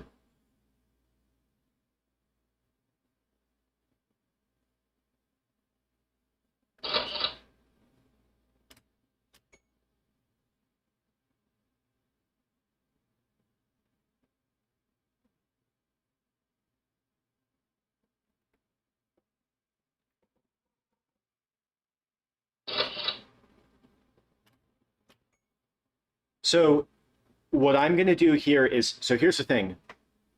At the last shot where the sea bear is visible, he turns around to swim away. But obviously, we can't do that with the sea bear. So I'm gonna have him move off camera out of frame, and then I'm going to reverse mirror the footage of him swimming away. I just I cannot show him. I can't animate this sea bear turning, so we're just going to have the turn happen off screen.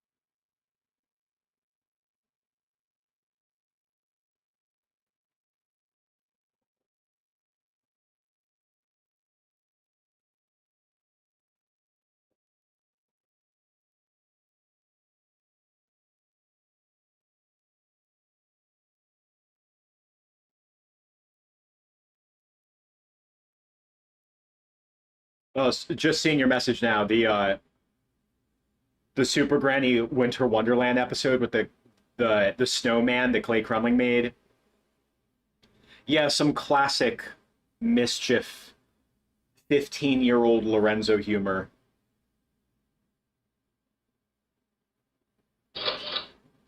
Except the embarrassing part, I wasn't 15 when I made that. I was probably like 16 or something.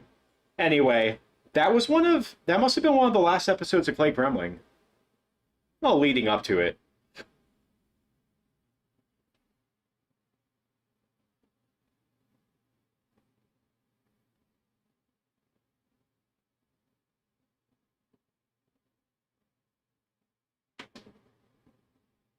I feel like a dedicated stream where I react to Clay Kremling episodes could be a fun little thing.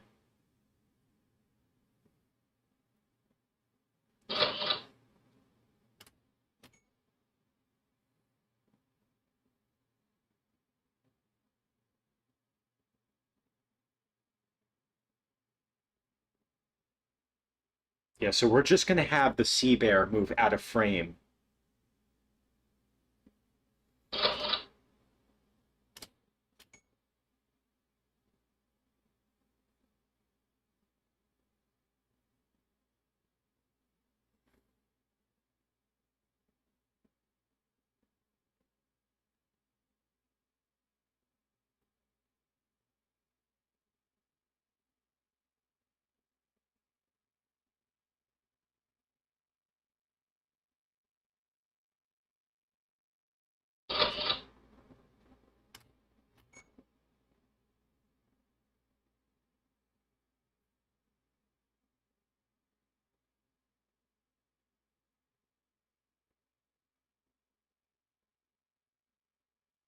Hey, take it easy. See you tomorrow.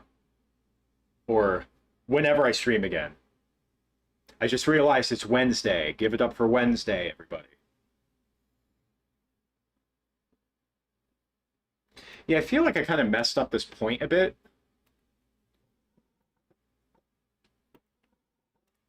Maybe he's pointing more at his torso or something.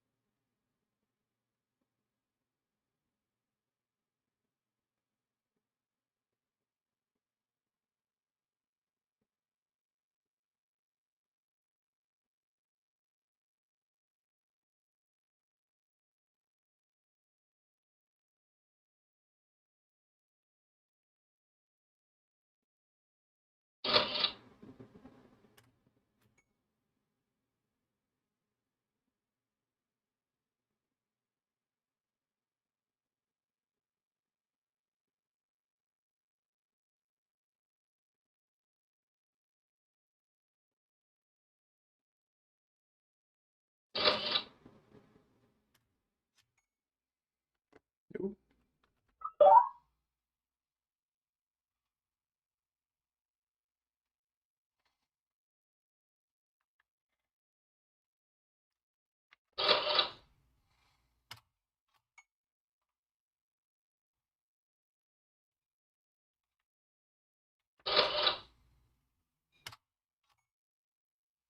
I feel like it's kind of lagging there.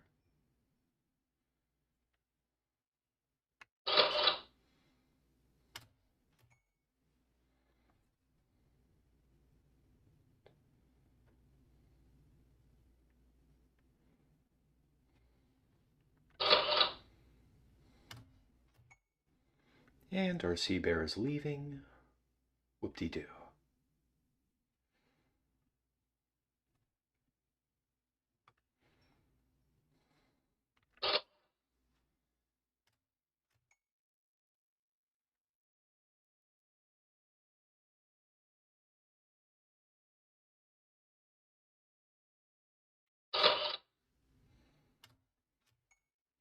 We're kind of running out of glass here, so I'm going to move him as much as I can.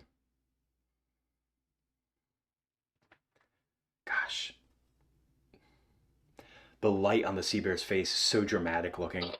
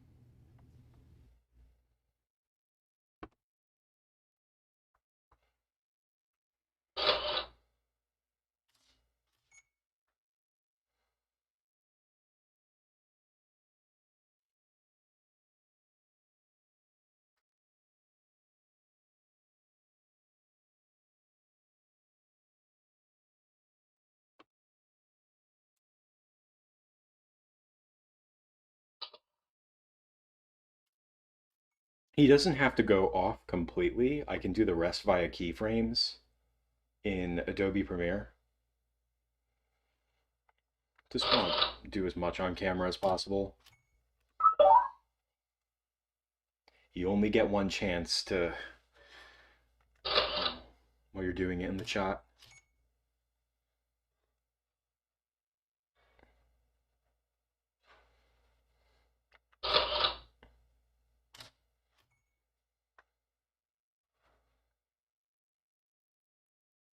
That should be good.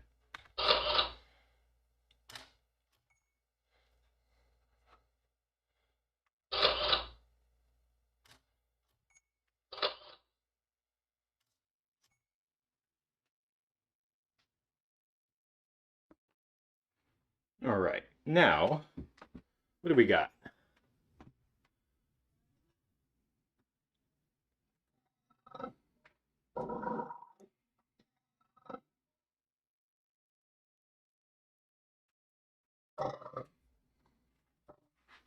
It's a lot of frames, my goodness.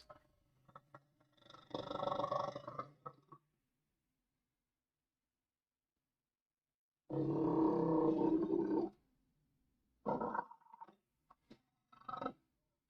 he's so menacing.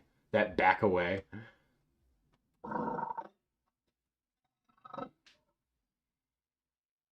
2383 about 2380 right when he starts panting. I'm gonna do a split right here.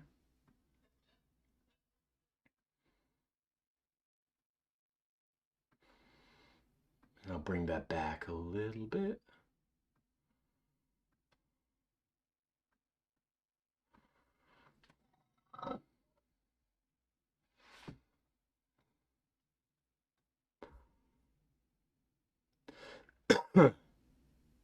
Let's have a look there.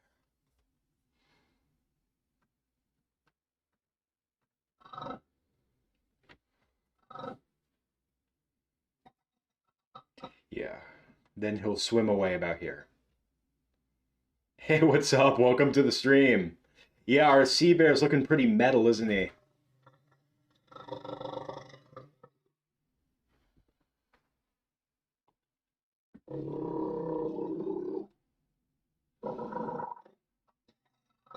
And we have more.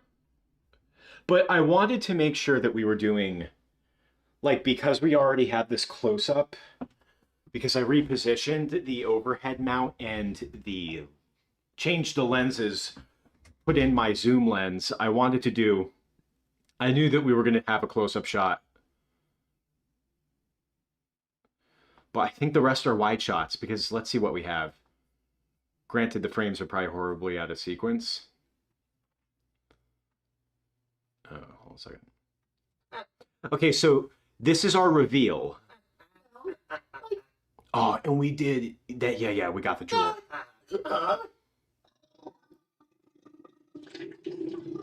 God, the saliva looks so good.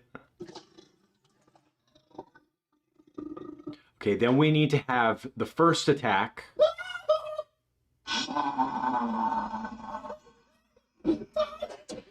It's so good.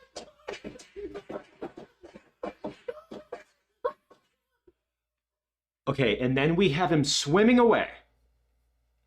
In this animation, we're gonna use this multiple times, so we don't have to worry. We don't have to worry about it. Squidward, are you okay? No. Okay.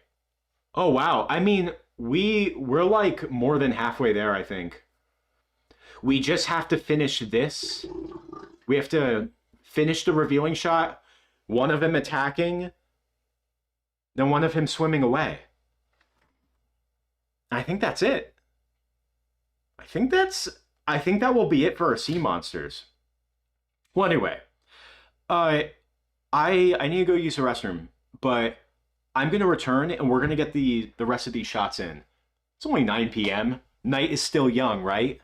So everyone, go grab a drink, grab a snack, grab whatever you want. But we are going to be back in. I know for me, I gotta do some more. I gotta do some more shots because this is just looking so good.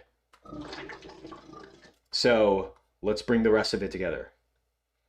But yeah, looking forward to coming back. All right, I'll see you guys in a sec. We're gonna be right back.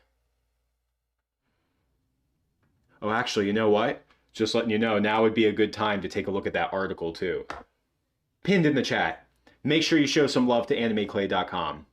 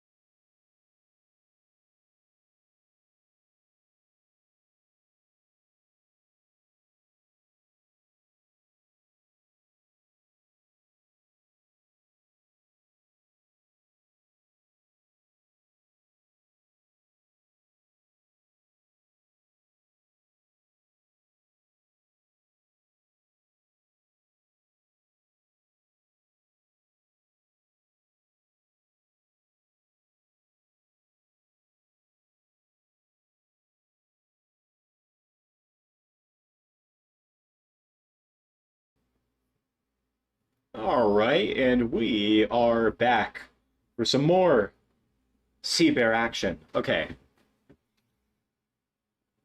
Oh, I didn't turn off the work clock. I'll keep it going. Oh, leg is itchy. That's better. So, we are going to have to reposition the overhead rig, which is going to be oh so fun. Totally does not riddle me with anxiety. It's still not used. Hold on a second. I have to put the sea bear somewhere.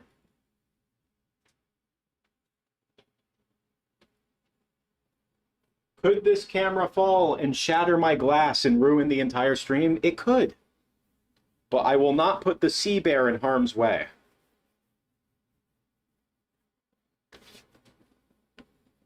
But I will change the lenses out. Okay, so what we have here is a 55mm Nikon prime lens. Vintage. Because I always film with vintage lenses these days.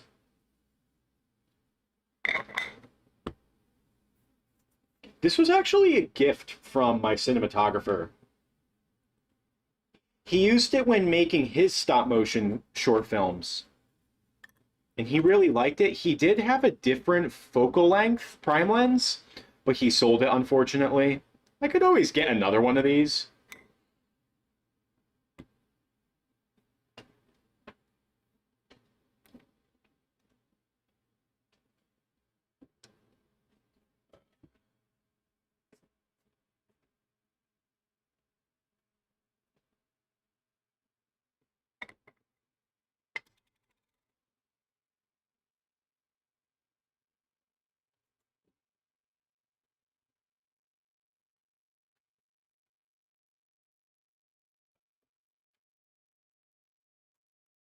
There you are.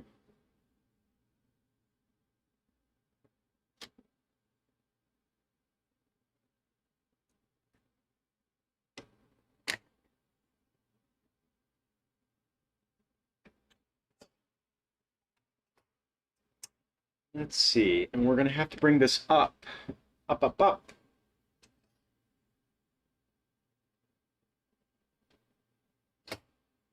Oof, okay, here we go.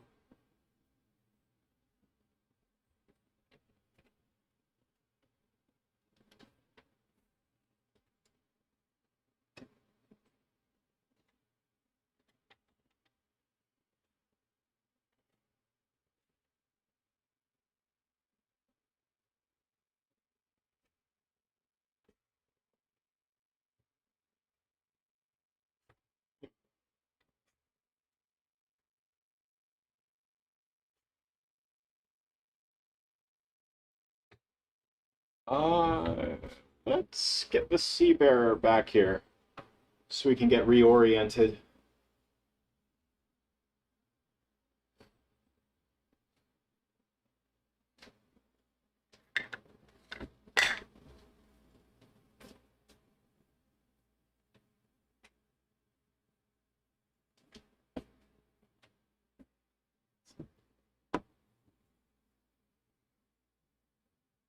We need more height.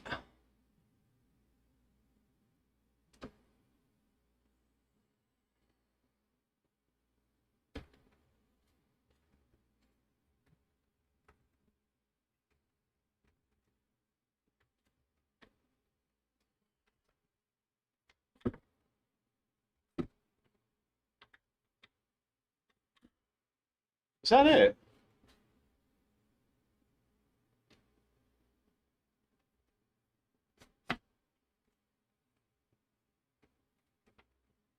Ugh, let's see.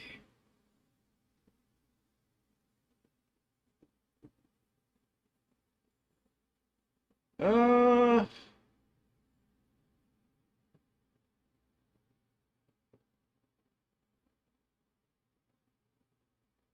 just for a point of reference. Hold on a second.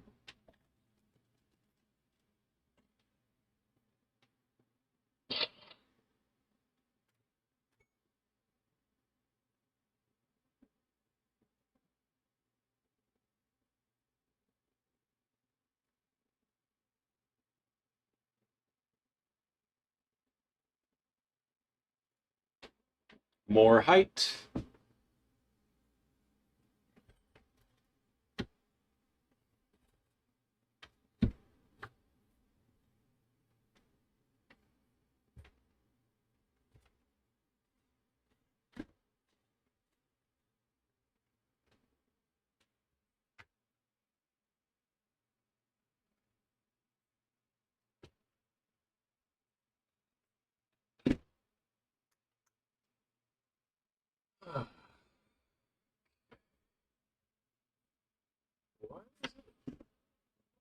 Must be losing my mind.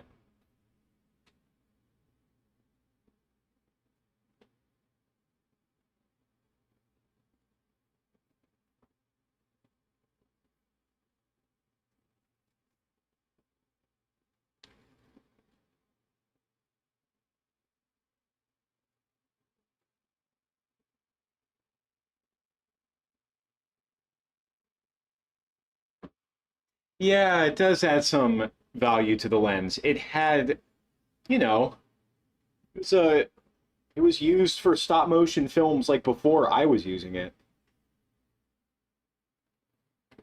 Passion projects. It's nice.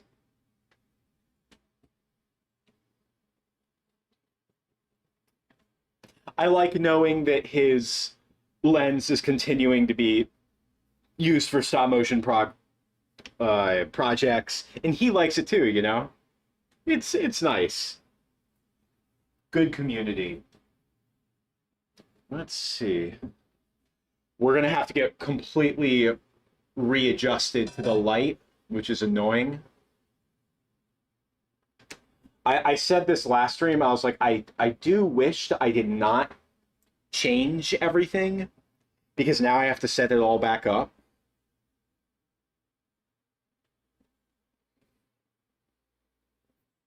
Uh,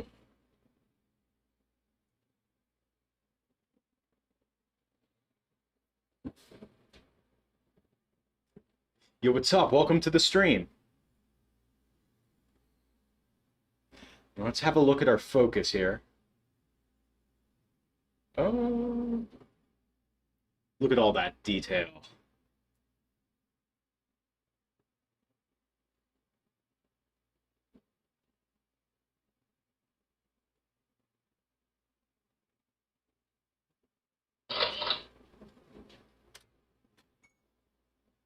Oh, look how good that looks, dude. It's hard to see on the animation view because it's a smaller screen, but trust me, the colors, the detail looks so good.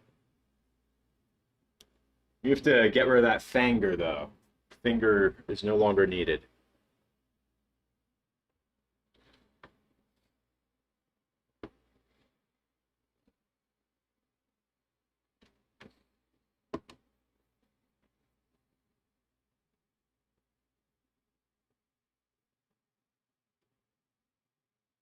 Just for a point of reference, I'm going to try and just do this.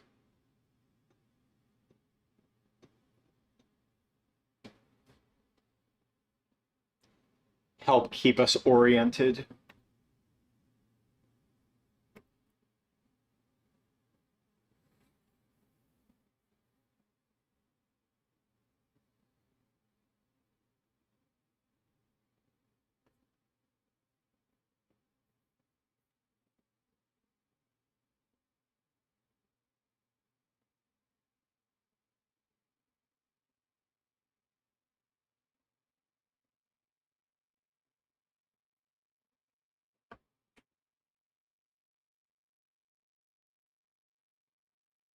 I have to make sure I don't put too much stress on the glass.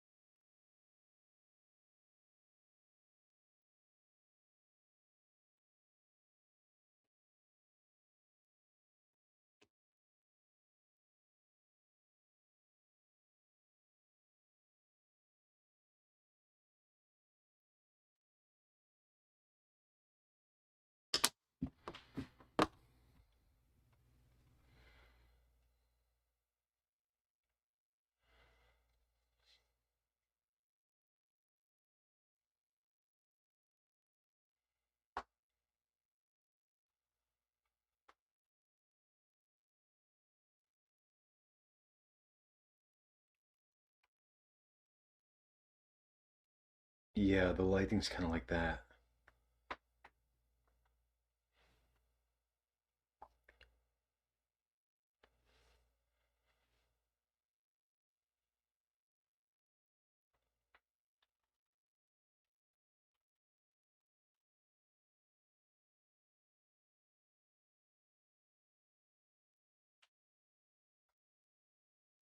Living Like Larry episode in the SpongeBob musical. I like the Living Like Larry episode. Life in a Day, it's called.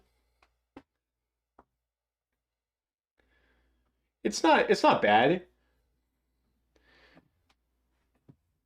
That's like one of those weird episodes of SpongeBob where like SpongeBob becomes Squidward, you know? Where like the whole episode SpongeBob, man, that looks good. Sorry. I just love this. It's like one of those weird episodes of SpongeBob where like SpongeBob's like Squidward in the sense that he he's like he's trying to be the sensible, logical one the entire time. Sorry, I just realized my camera is directly directly behind my light.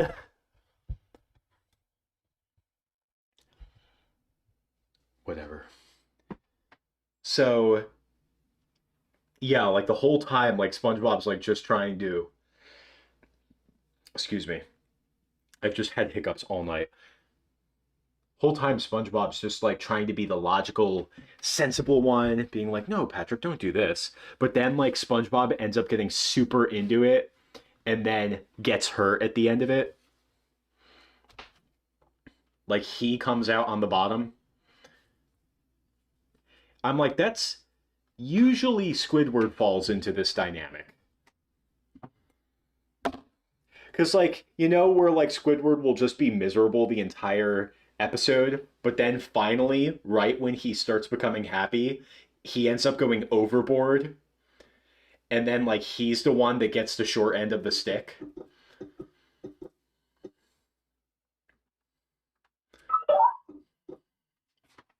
And I'm going to. Am I making Sea Bear? Well, I'm animating the Sea Bear. Sea Bear's already made.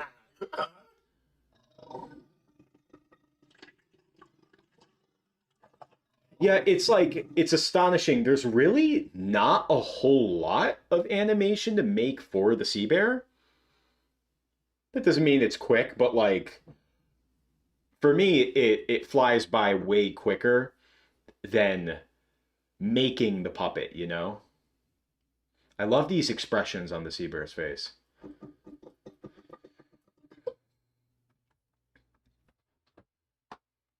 And just for my own sanity, I'm going to screenshot this and just pop it into Adobe Premiere just for a second for my own peace of mind. Make sure that that blue backdrop leaves just fine. These seams are super annoying, but like I have a blue screen backdrop and it's too big to fit on my desk. It's bigger than my desk, which is a good thing, but not for what I need right now. Oh my god, a newer version of Adobe Premiere is available. Oh my god.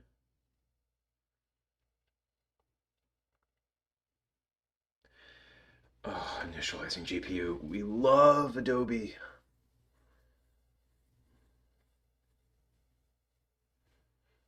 SpongeBob musical I saw once. I like I saw like one of those like crudely photographed uploads onto YouTube. Yeah, it's just I mean, I don't know. I thought it was good.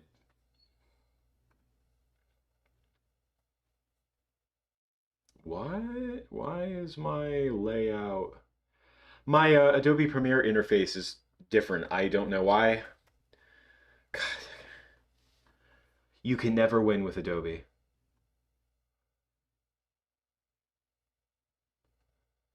What on earth? Can never win.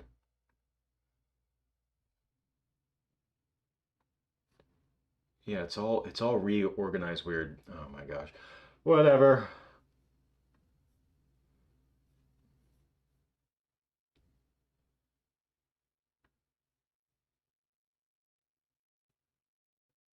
Object selection. Oh, I really don't need this right now. Uh, for some reason, my Adobe Premiere is looking different than it normally does, and I'm not able to do the thing that I would like to do right at this very moment in time. Sensational.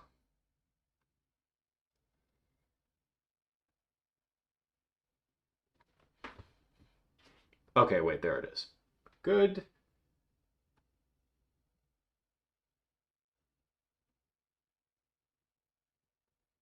Yes. Okay. Opacity mask. Yeah, it's looking pretty good.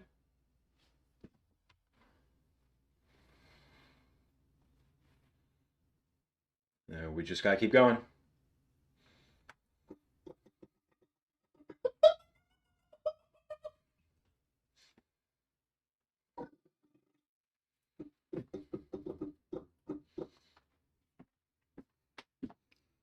We're gonna get to see him roar.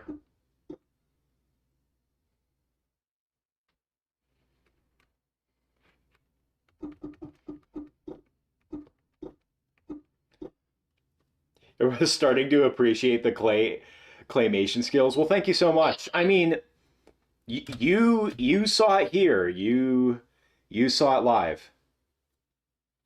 You saw every painstaking sculpting technique and brushstroke bringing these puppets into existence. But that's the thing. It's like I really do like making these puppets. Look at how wonderful they look. They look divine on camera.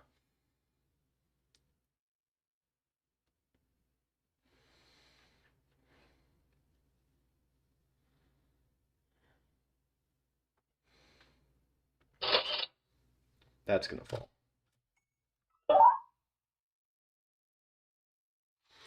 Yeah, it's the weirdest thing because so ever since I was a kid, like even before I was doing animation, I was always sculpting things with clay. Always. Yeah, I had Play-Doh as a kid, of course. Play-Doh is great. But I would I think my parents and relatives noticed that I would like to make sculptures with them. And what I would do is I would leave out the Play-Doh sculptures I made until they would harden.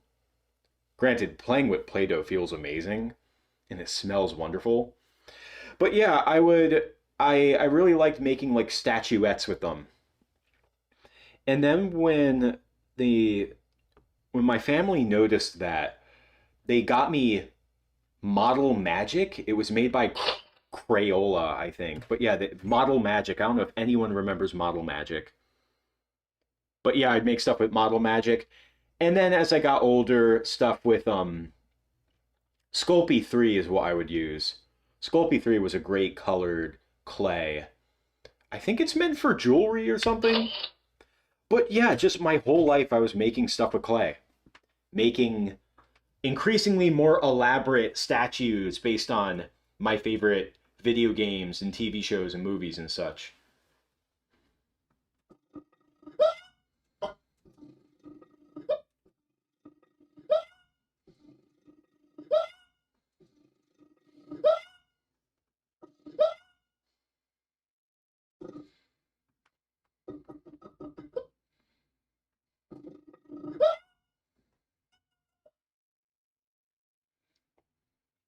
That scream is great.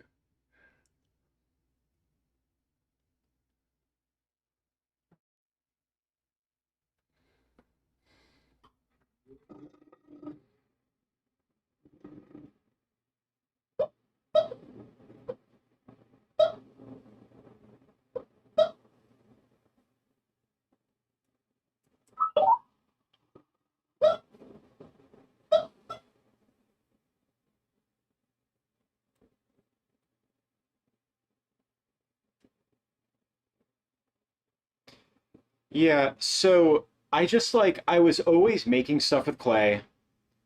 It was just a thing that I just always intrinsically did ever since I was young. And then it just so happened that I developed this huge affinity for animation.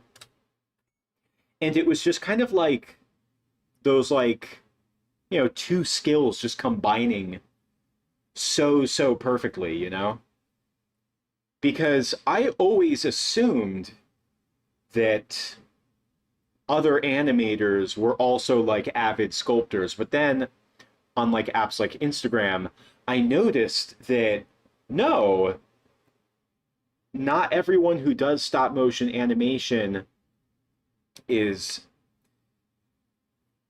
also a sculptor or making stuff like this. So for me, it was definitely just one of those things where it was like, it just so happened that these two skills that I loved and had complemented each other so well.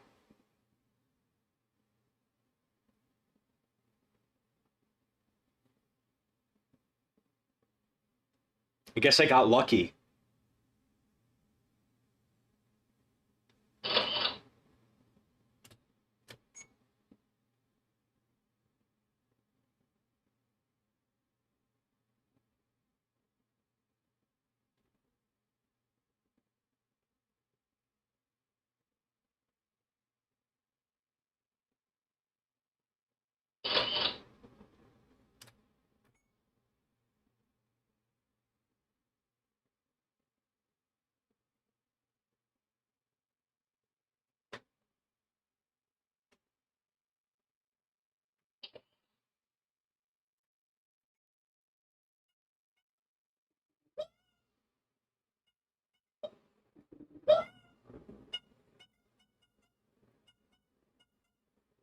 That scream is great. I couldn't I couldn't do Roger Bumpus justice.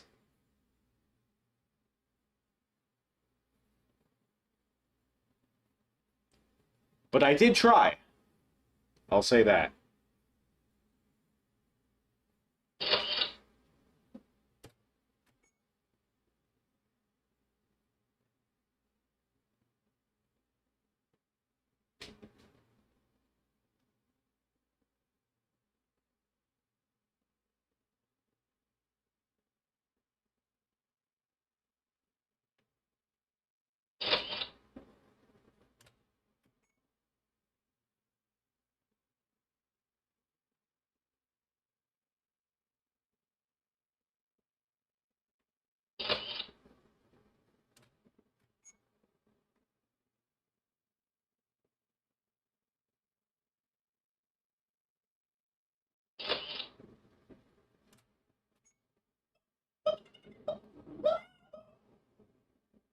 I'm gonna have to film kind of wide to make sure I can get like the sea bear's whole body on camera because he's longer than the original sea bear.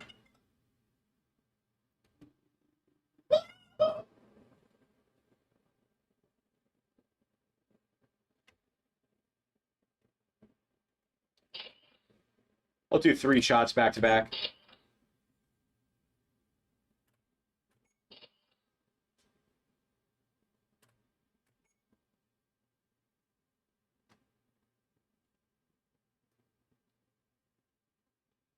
Why am I not sitting at my desk? I do like to stand up when animating because it's just not healthy to be sitting down for long periods of time.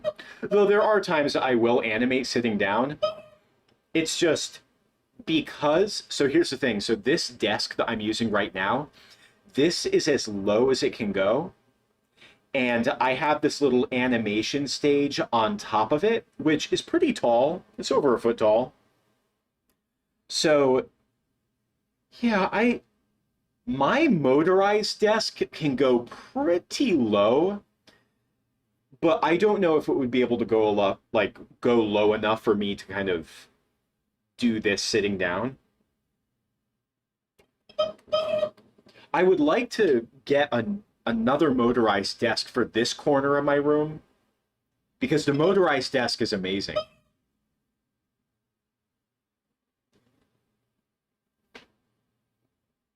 Hold on a second. We have to have him prepare for the roar.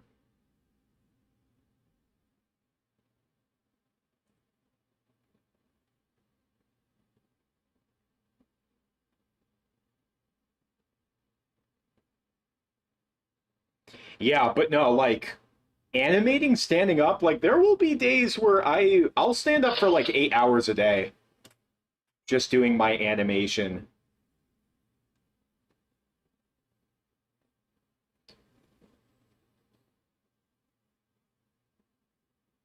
Like when I get locked into it, I get locked in.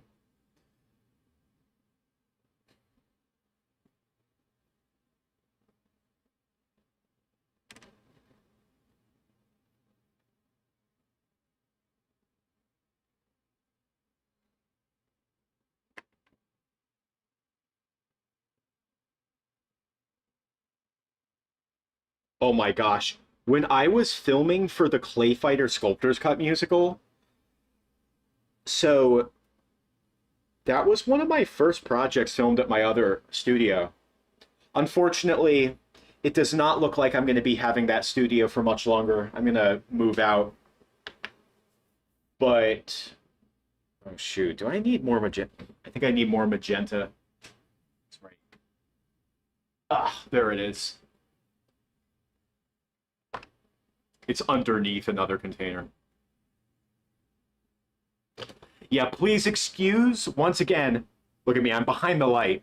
Please excuse the makeshift, really crude setup.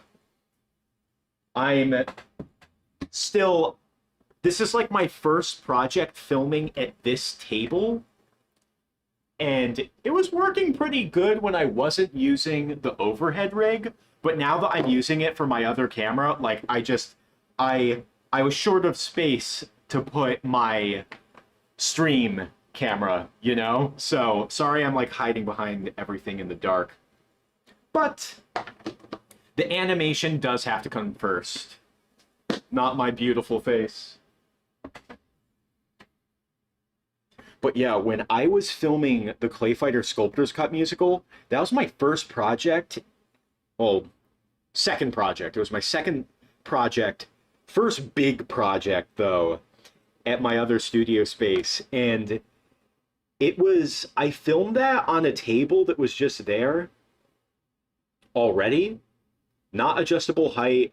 There was also a chair, like a swivel chair that just so happened to be there already.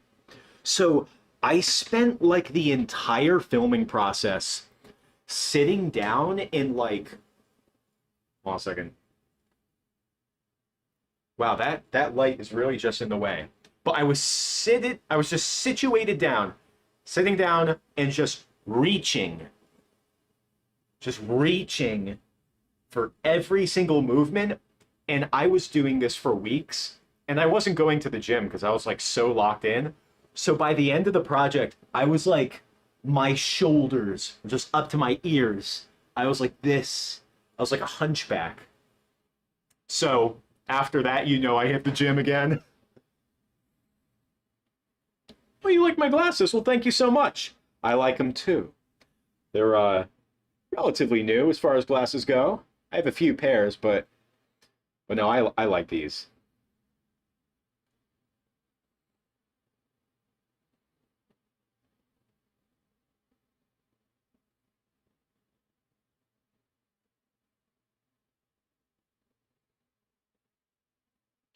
Oh yeah, this episode, you're gonna see where all this extra time went into. Like, you think it looks amazing now? Like just what, like seeing the feet, like the filming for the sea bear, just seeing the filming. Wait till you see it all come together on like the final edit. That I think is like the most rewarding because that's like the final stage, seeing what it all led up to.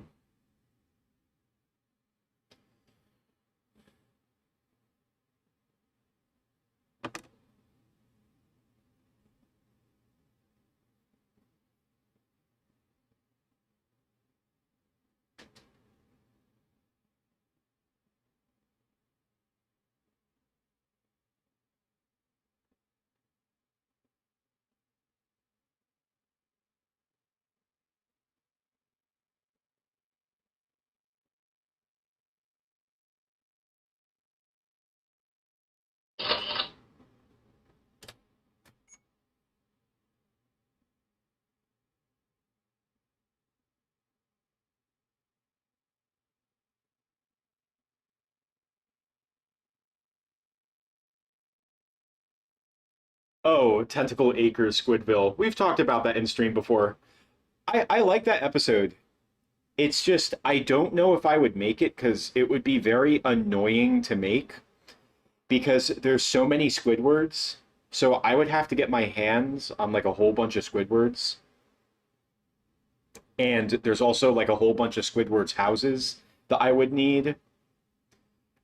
It's just like it would just be really annoying because like I need large quantities of these Lego minifigures that are long out of print and sets. Figures and sets in the form of Squidward and his house. Granted, like editing, like I could edit and kind of work around like multiple versions of Squidward's house. Just, I don't know. It's like, it would be very annoying to make because of those hurdles. And it's not one that I'm like, I feel like, oh yeah, this needs to be, I need to make this episode. I have so much I can bring to this. Like, personally, I just don't really feel that way. Like, it's a perfectly fine episode. I just don't think there's enough that I can bring to it to justify my making it.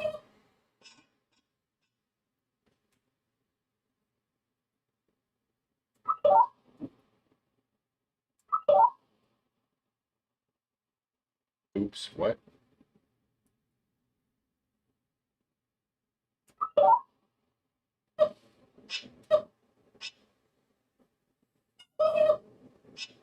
Oh, sorry.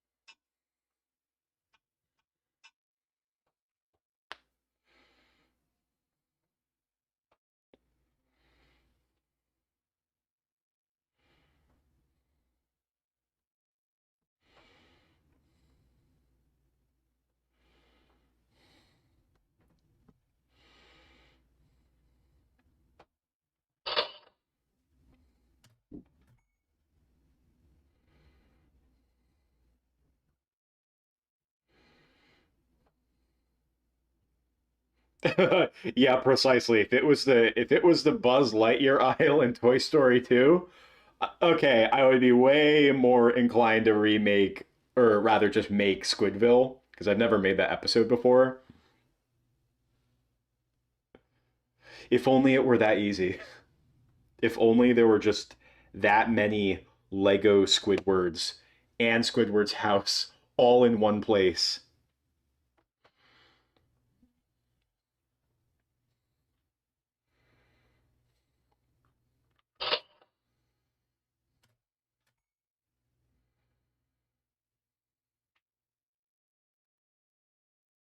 Yo, what's up, Lethal Lord? Yeah, wait. Well, actually, better yet, let me just show you. So right now we're continuing off of what we filmed yesterday, the reveal of the sea bear. Like that. Huh?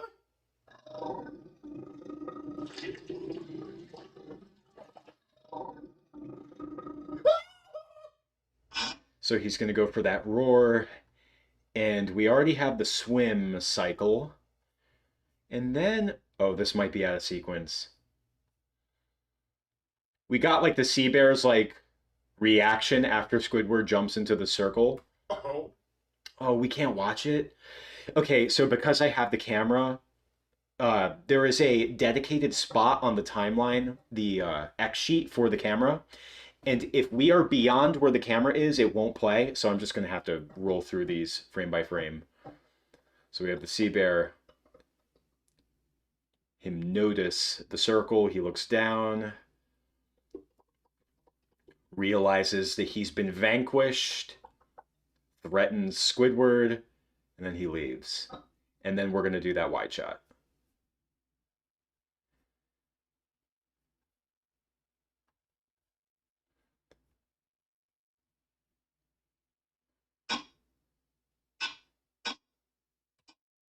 Custom backdrops. So what's kind of cool is there's not really, I mean, technically there is going to be a backdrop, but I'm not going to have to make like 2D backdrops, kind of like Popeye. What I'm going to do is I'm just going to overlay, just composite this footage of the sea bear over the Lego footage that we were filming normally. Yeah, the finger point looks so good. I think I had him point a little too far down, but you know what? I am we just got to keep going. Also, this is going to be the first time I can use the really big roar mouth. This one. Wait, you guys see? It's only there for a second because I have the toggle on. Such a good mouth. It's so good. It's magnificent. Oops. What did I just do?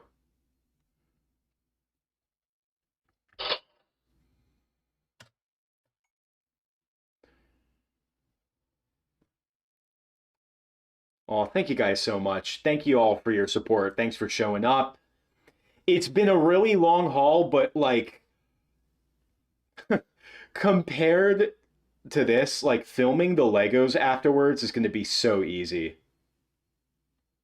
It's going to be like a walk in the park. Like that I feel like I could do that in my sleep, honestly.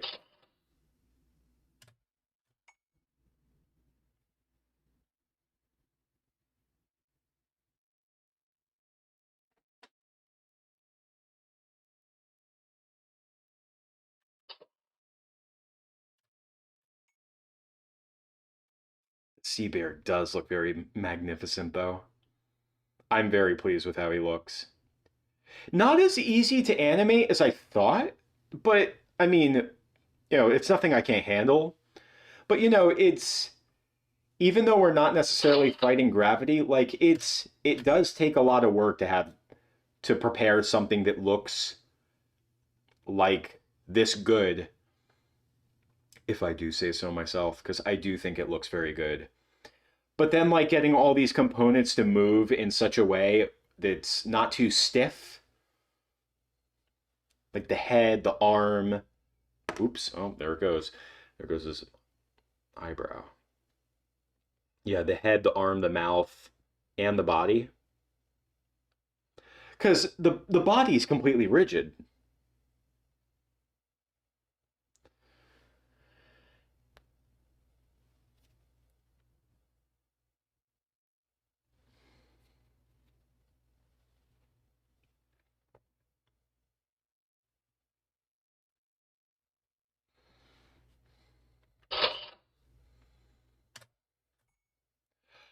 Camera dramatic shake effect. Yes, I am planning on doing a shake effect, but because we're going to like because I have to integrate this into like other footage, I think I'm going to do it digitally because otherwise I'm going to have to worry about it being perfectly in unison with the Lego footage that we're going to shoot after this.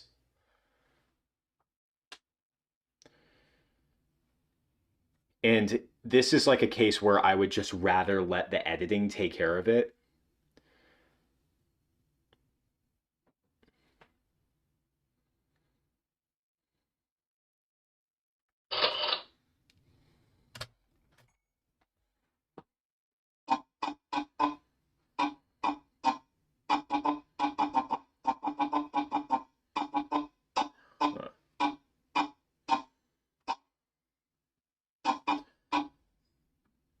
Let's see how that looks if I just do that 3-frame loop.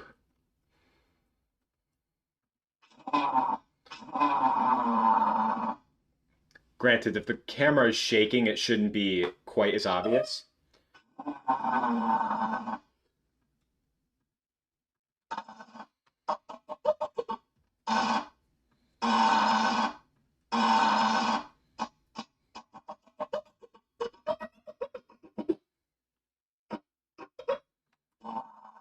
Don't want it to go for too long.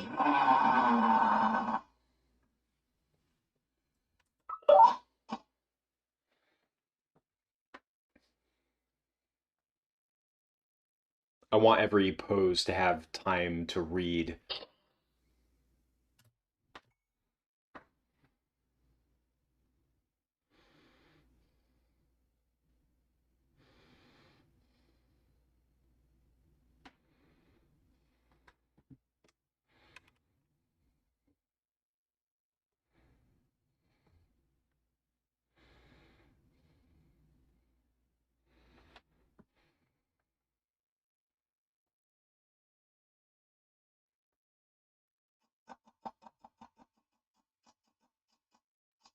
I'm also going to move that arm into like a fighting position, rather an attack.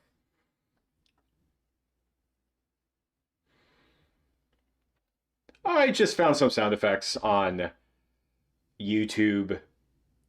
I think a lot of these sound effects are the same ones that I used for Hibernation Sandy in Survival of the Idiots, my version.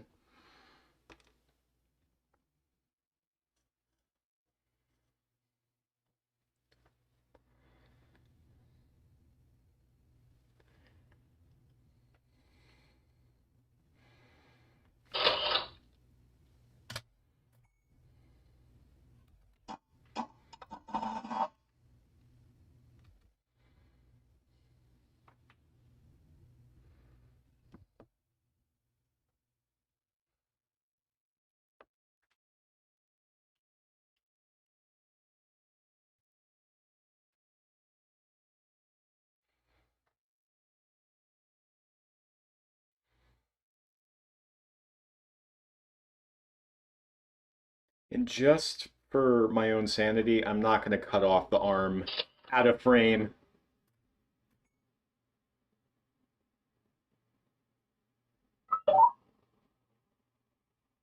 So I'm going to angle that tail up a little bit more.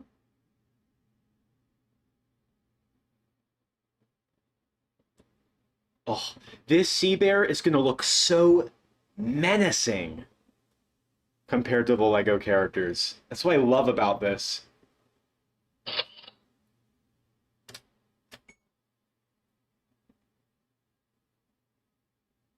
Yeah, I mean, Hibernation Sandy, yeah, she basically was a bear, wasn't she? I mean, you know, super huge, large mammal who ate a lot for hibernation, and she definitely had like the characteristics of a bear.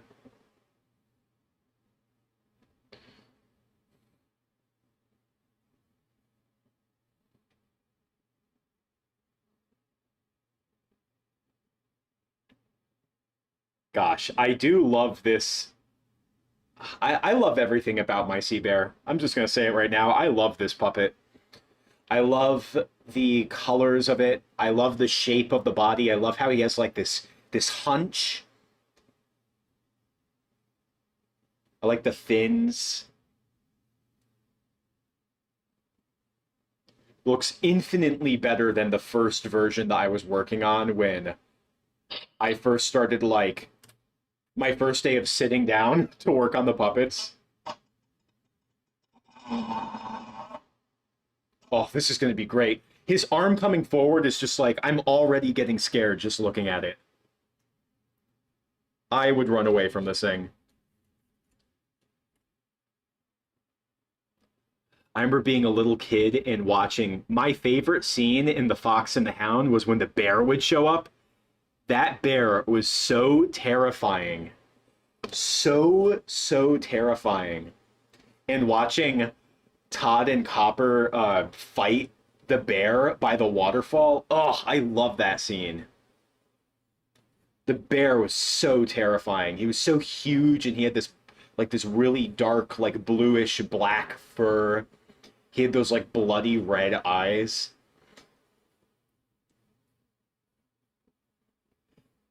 Yeah, there was something very mysterious about the bear there. Like I couldn't even see where he came from.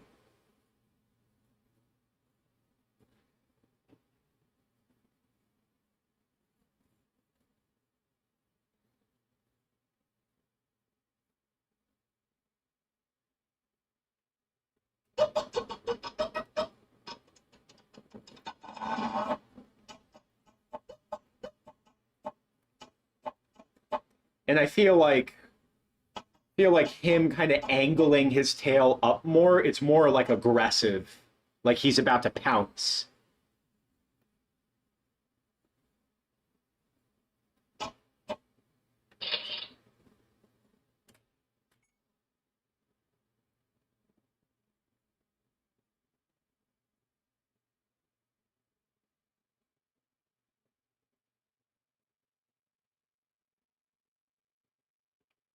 This whole sequence is so funny because the bear is like genuinely like really scary when he first shows up in this episode, but then he becomes so not scary by the end of it because of how ridiculous him just he only attacks if you do something very specific that bothers him. All for a dirt circle to just essentially be a kill switch for the bear.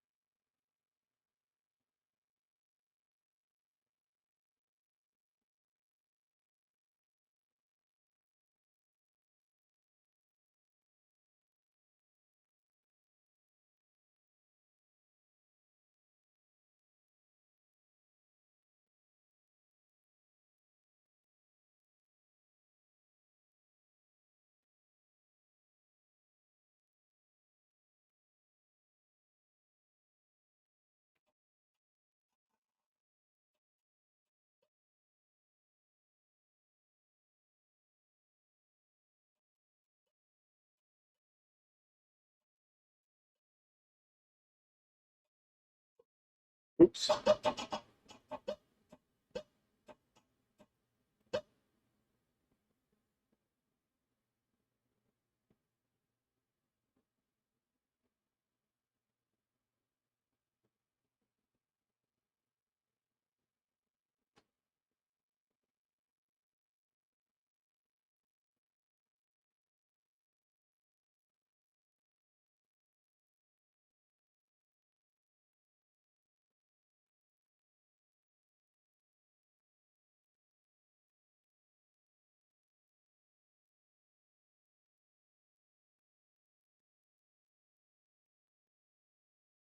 Wait, do I want it to go like up a lot?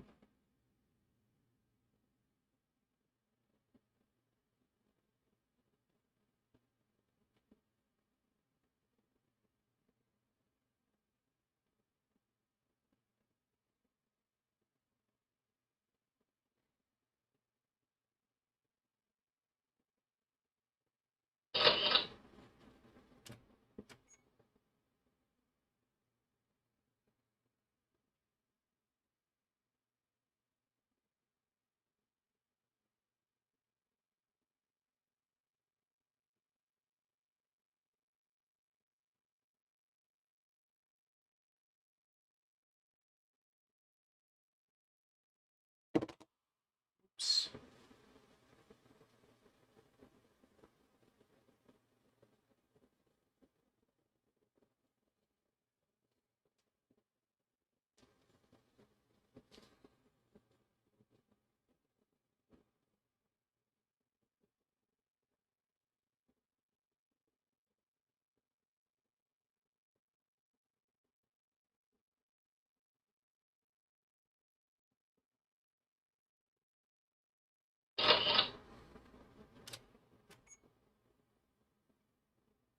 Well, thanks for your congratulations. Yeah. Popeye, that was a huge project. But wait, how many days was that? Like 16? I'm trying to think how many streams that was. Because this one's definitely bigger.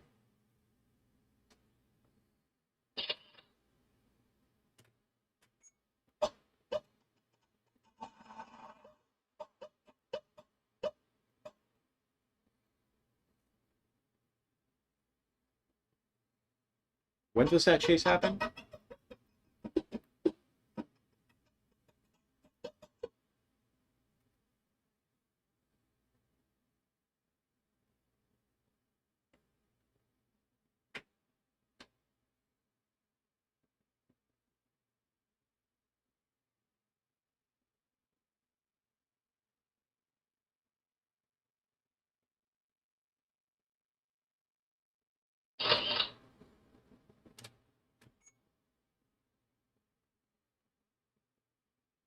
Also, I love that the sea bear, it doesn't even eat you. It just beats you up. It's like having your older brother attack you or something like that. Like he doesn't even beat like what? He just beats you up a little. And he just is like, okay, that's it.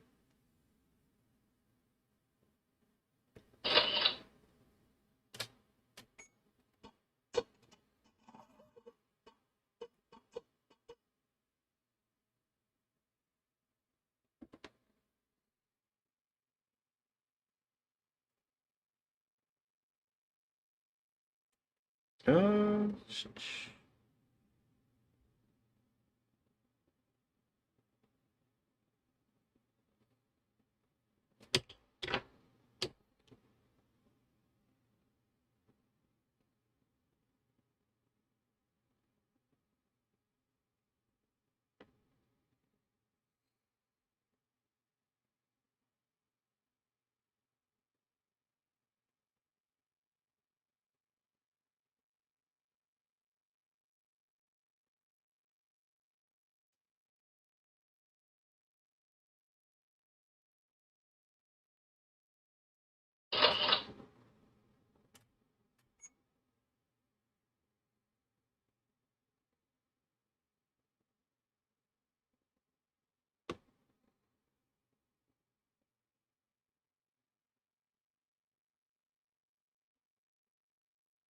yeah, after filming the sea rhinoceros, like the sea rhinoceros didn't have an animatable arm or head.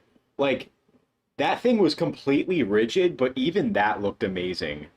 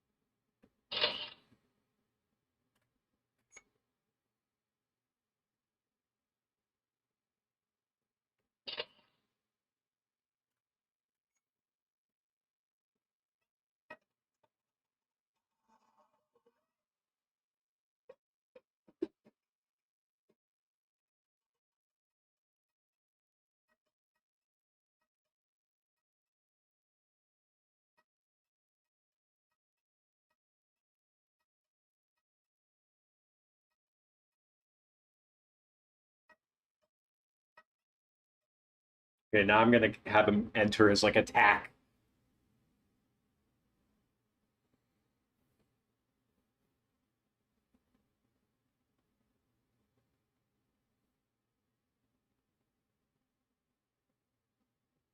Trying to think what I want his face to look like. Oh,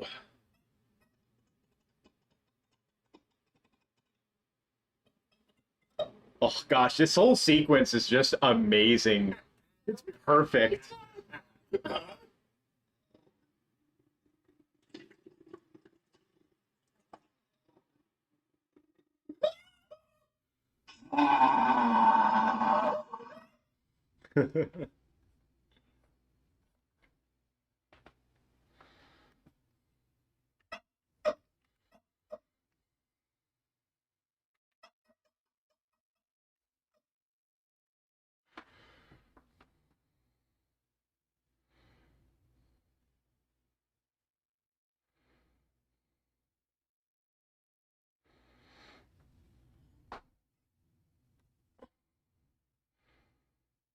We only have so many frames, so I gotta hurry.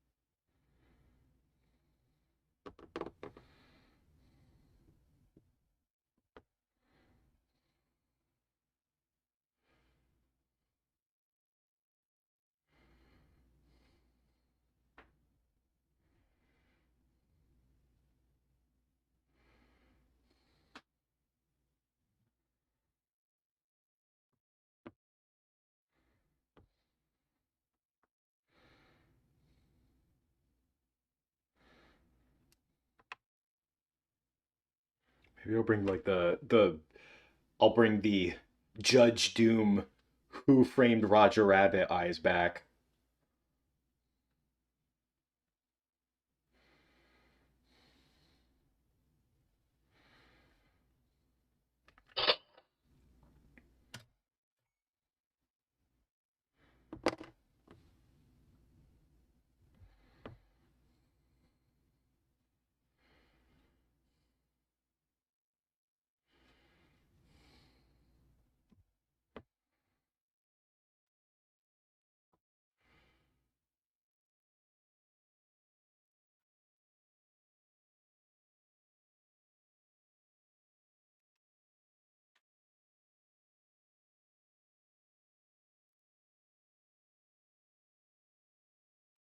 What if I did this?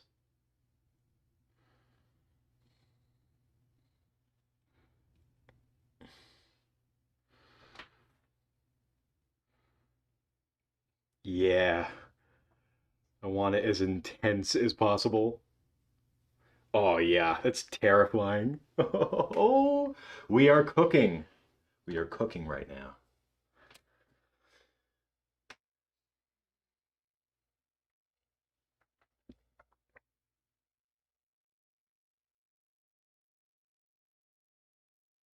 Actually, it might be easier to just do this. Like, take the eye off. Oh, my legs. Bear with me.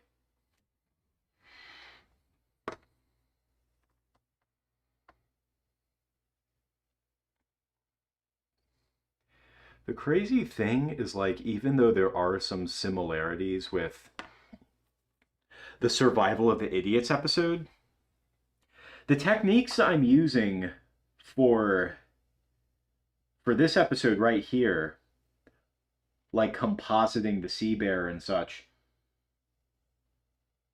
like I didn't know how to really do any of these techniques back then. I mean, I could have learned, but I just didn't like iMovie does not have a very robust green screen tool. It just doesn't. It's very basic. But here, like, yeah, I can green screen, but also I can do like the what is it? Object selection tool. And that's so useful. That like works better than the green screen ultra key a lot of the time lately.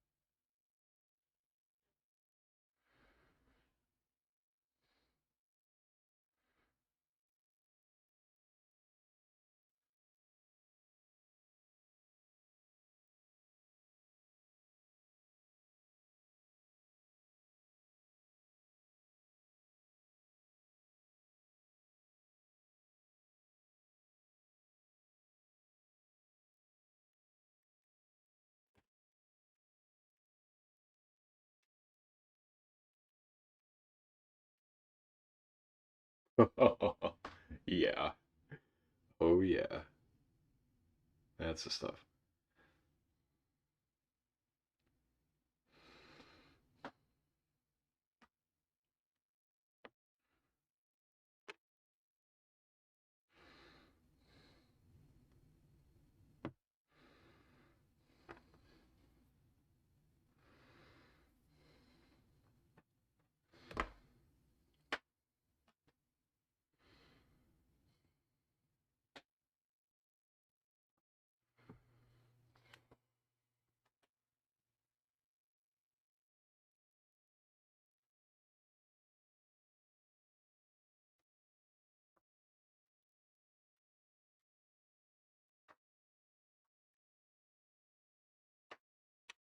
Whoops. You're gonna need some help.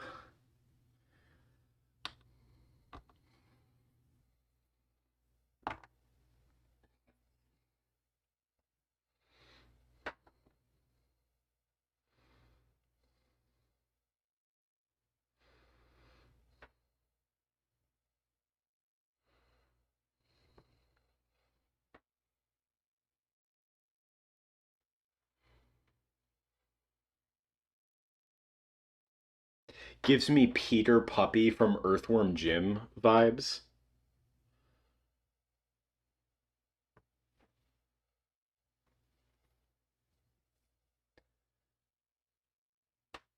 Will I keep the shot of the sea bear when he repeatedly attacks Squidward? Yes. So that's the idea. I'm not going to create like a unique animation every single time he attacks Squidward, because I do want to get this finished before Christmas.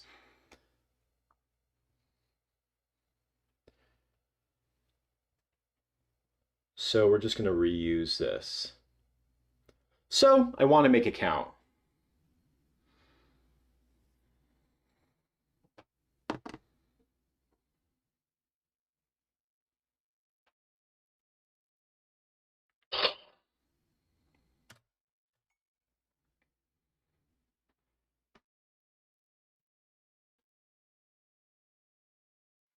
How's this looking? Where's the pupil? Oh. It the pupil is like technically correct, but it's looking weird from this distance for some reason. Wait, hold on a second. Before I draw, let me try something. I want to be careful while touching it because the Sharpie is like it's not fully curing because it's on such a weird surface.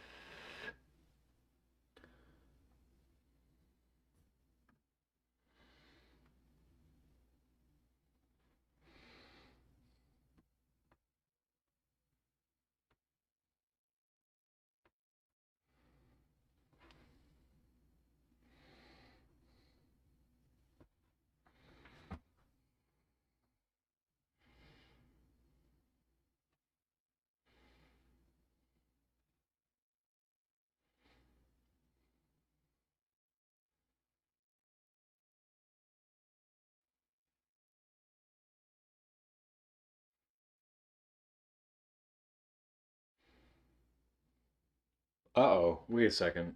Hold on.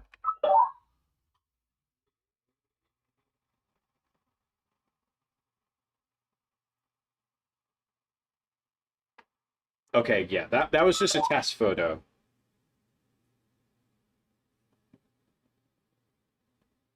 That's good.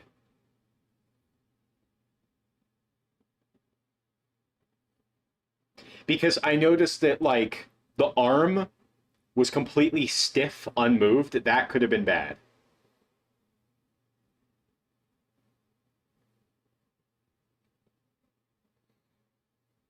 That would have looked totally stiff.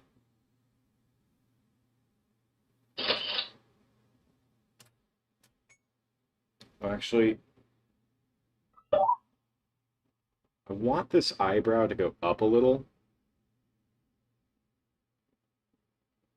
Oh God, this is also so delicate. Hopefully it keeps.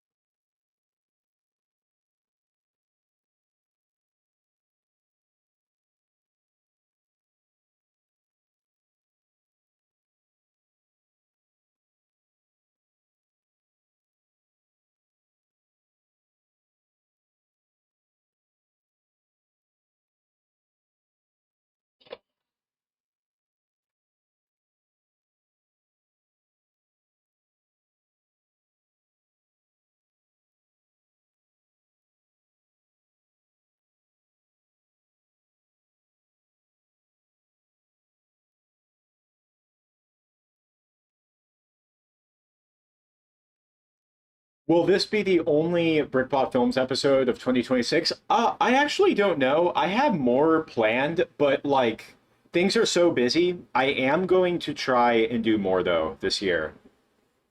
Because there are episodes I genuinely like really do want to make.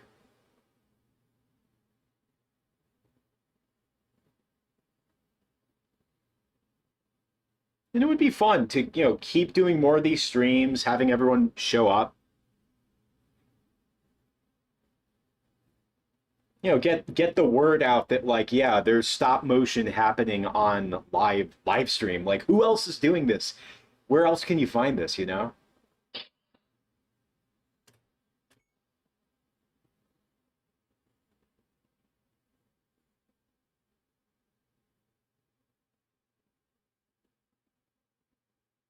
can't believe we're already August, so there's no time to dilly-dally.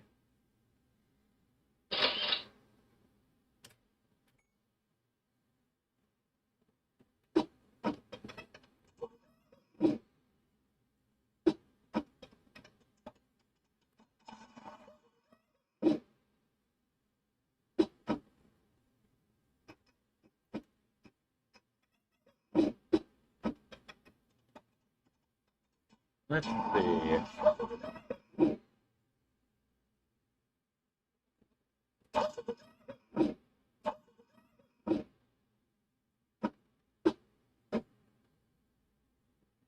I might just make a new audio file and give me just like a half a second for the sea bear to lunge.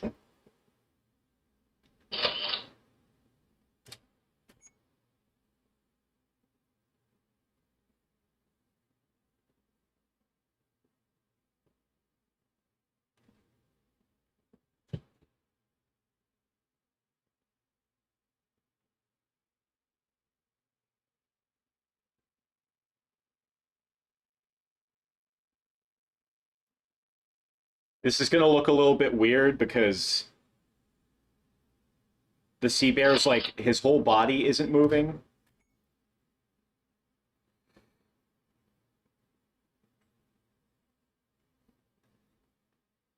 Yeah, the sea bear lunging across the screen, that's going to be done with keyframes.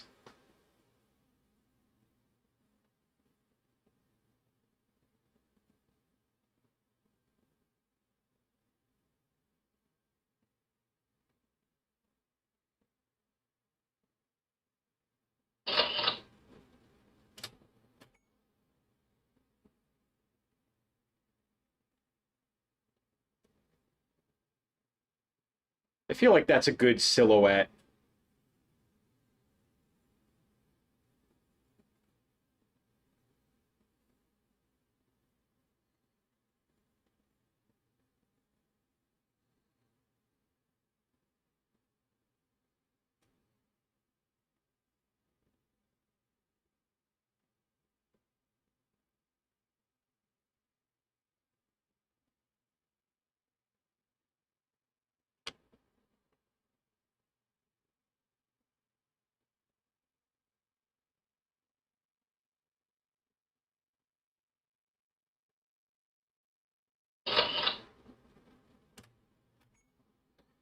I want a fully stretched out arm.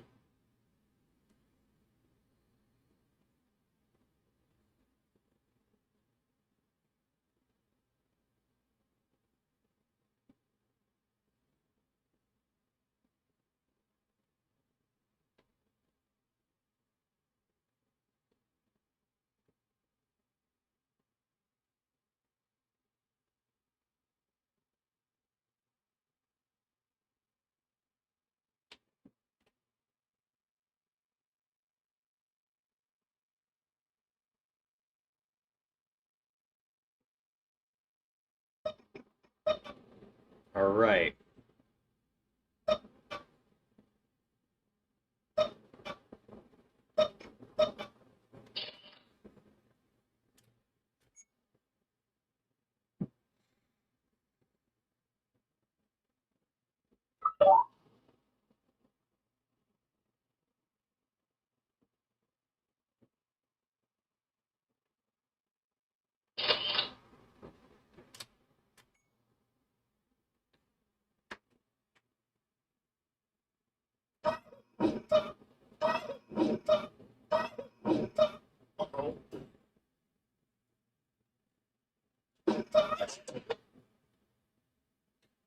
right, I think that's going to do it for the reveal of the sea bear.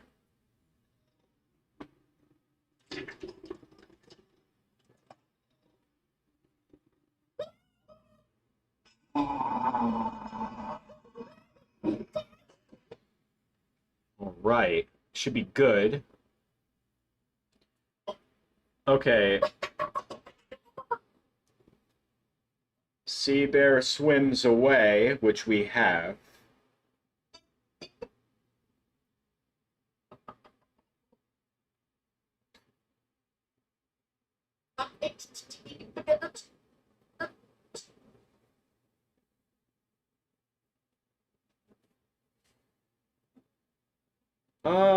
Yeah, and then right after that, I'll do this still.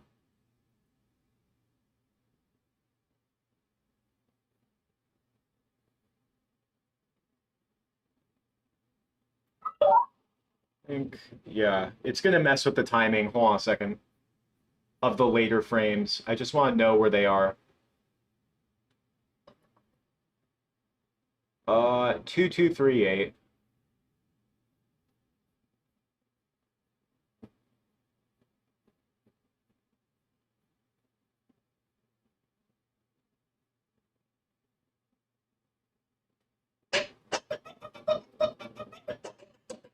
Yeah, hold on a second. Getting a little mixed up. Okay, so we have that. We have the swim. We have the sea bear going away. Oh, no, wait. The sea bear leaving. That's the last thing that I have to film for it.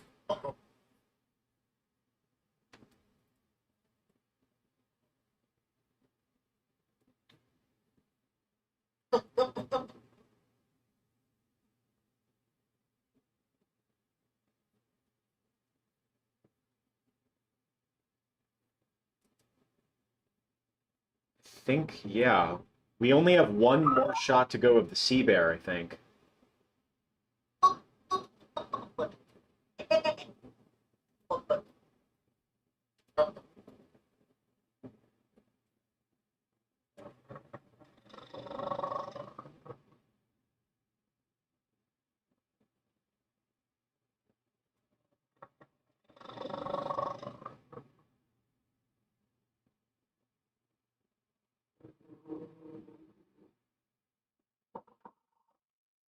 This looks so sick.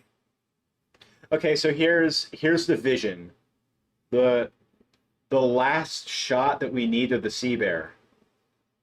It's going to be the sea bear just kind of being like he's so because we can't turn him around, he's going to be looking back at Squidward, just kind of swim away. That's what the vision is. But that's going to be the last thing of the sea bear. Guys, we are just about done with the clay animation. Because the sea rhinoceros is already complete. Remember, we got our sea rhinoceros looking spectacular. Oh my gosh. Hold on a second, I need to sit down. Oh my gosh. I Hello. Hold on. I need to sneeze. I cannot begin to tell you how unbelievably exhausted I am. I am so tired. Please consider becoming a channel member or donate in the super chat. Would really appreciate it. I'm just trying to get my bearings straight because we've been going for a crazy long time. Let's see how we're doing. 3 hours and 36 minutes. 3 hours, 37 minutes. The stream has been going. Oh boy. I think we're gonna have to lock in. I think I'm just gonna have to keep going. I don't know if I can sleep tonight knowing that yeah, there's just one more shot to go. I'm trying to because I could stop now, but like what do you guys think I should do?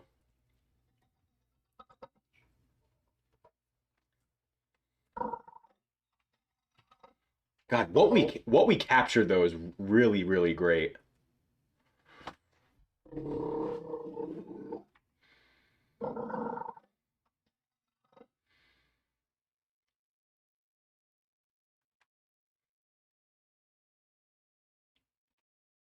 Yeah, so after animating the sea bear portions, we're gonna go back to doing the Lego stop motion, just like before.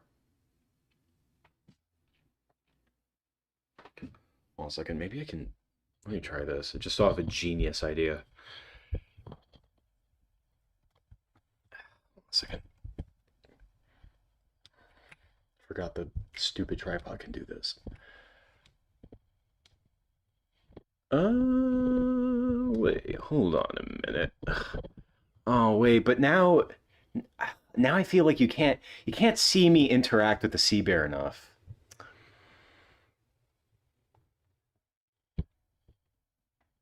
I feel like this is more important. Oh man.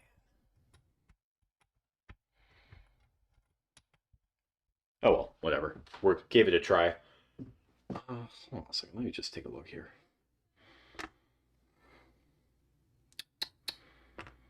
Let's have a look. See.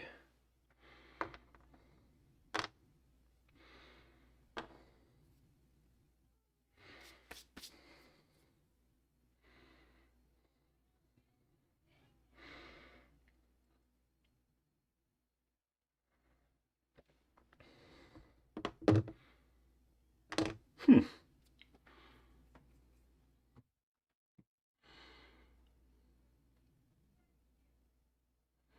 Yeah. I mean, I uh I'm trying to think like if I just do the next shot later, rest up, do the next shot with a clear conscience, I think I don't know if I'm going to do another stream where we're working on the sea bear. I feel like the next stream would probably be me doing the Legos. You know what? Who knows where we're going to feel it out, but in the meantime, this has been incredible progress. We are like so close. We are so close. I'm pretty tempted to like play with some of this footage already, but you know what? We're going to capture the rest of the footage. Just one more shot. Next time, I'll either do it on my own time, maybe next stream, but personally, I would like to just get back to filming the Lego portions in the next stream and put all this behind. But you know what? We're just going to see. I'm super tired. I'm going to go have a nightcap.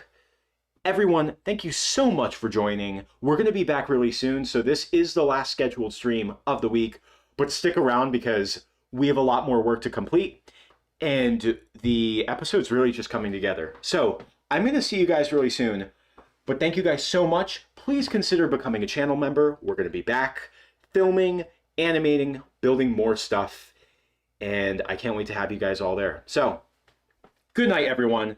Thank you for joining. I'll be back soon. I'll see you next time.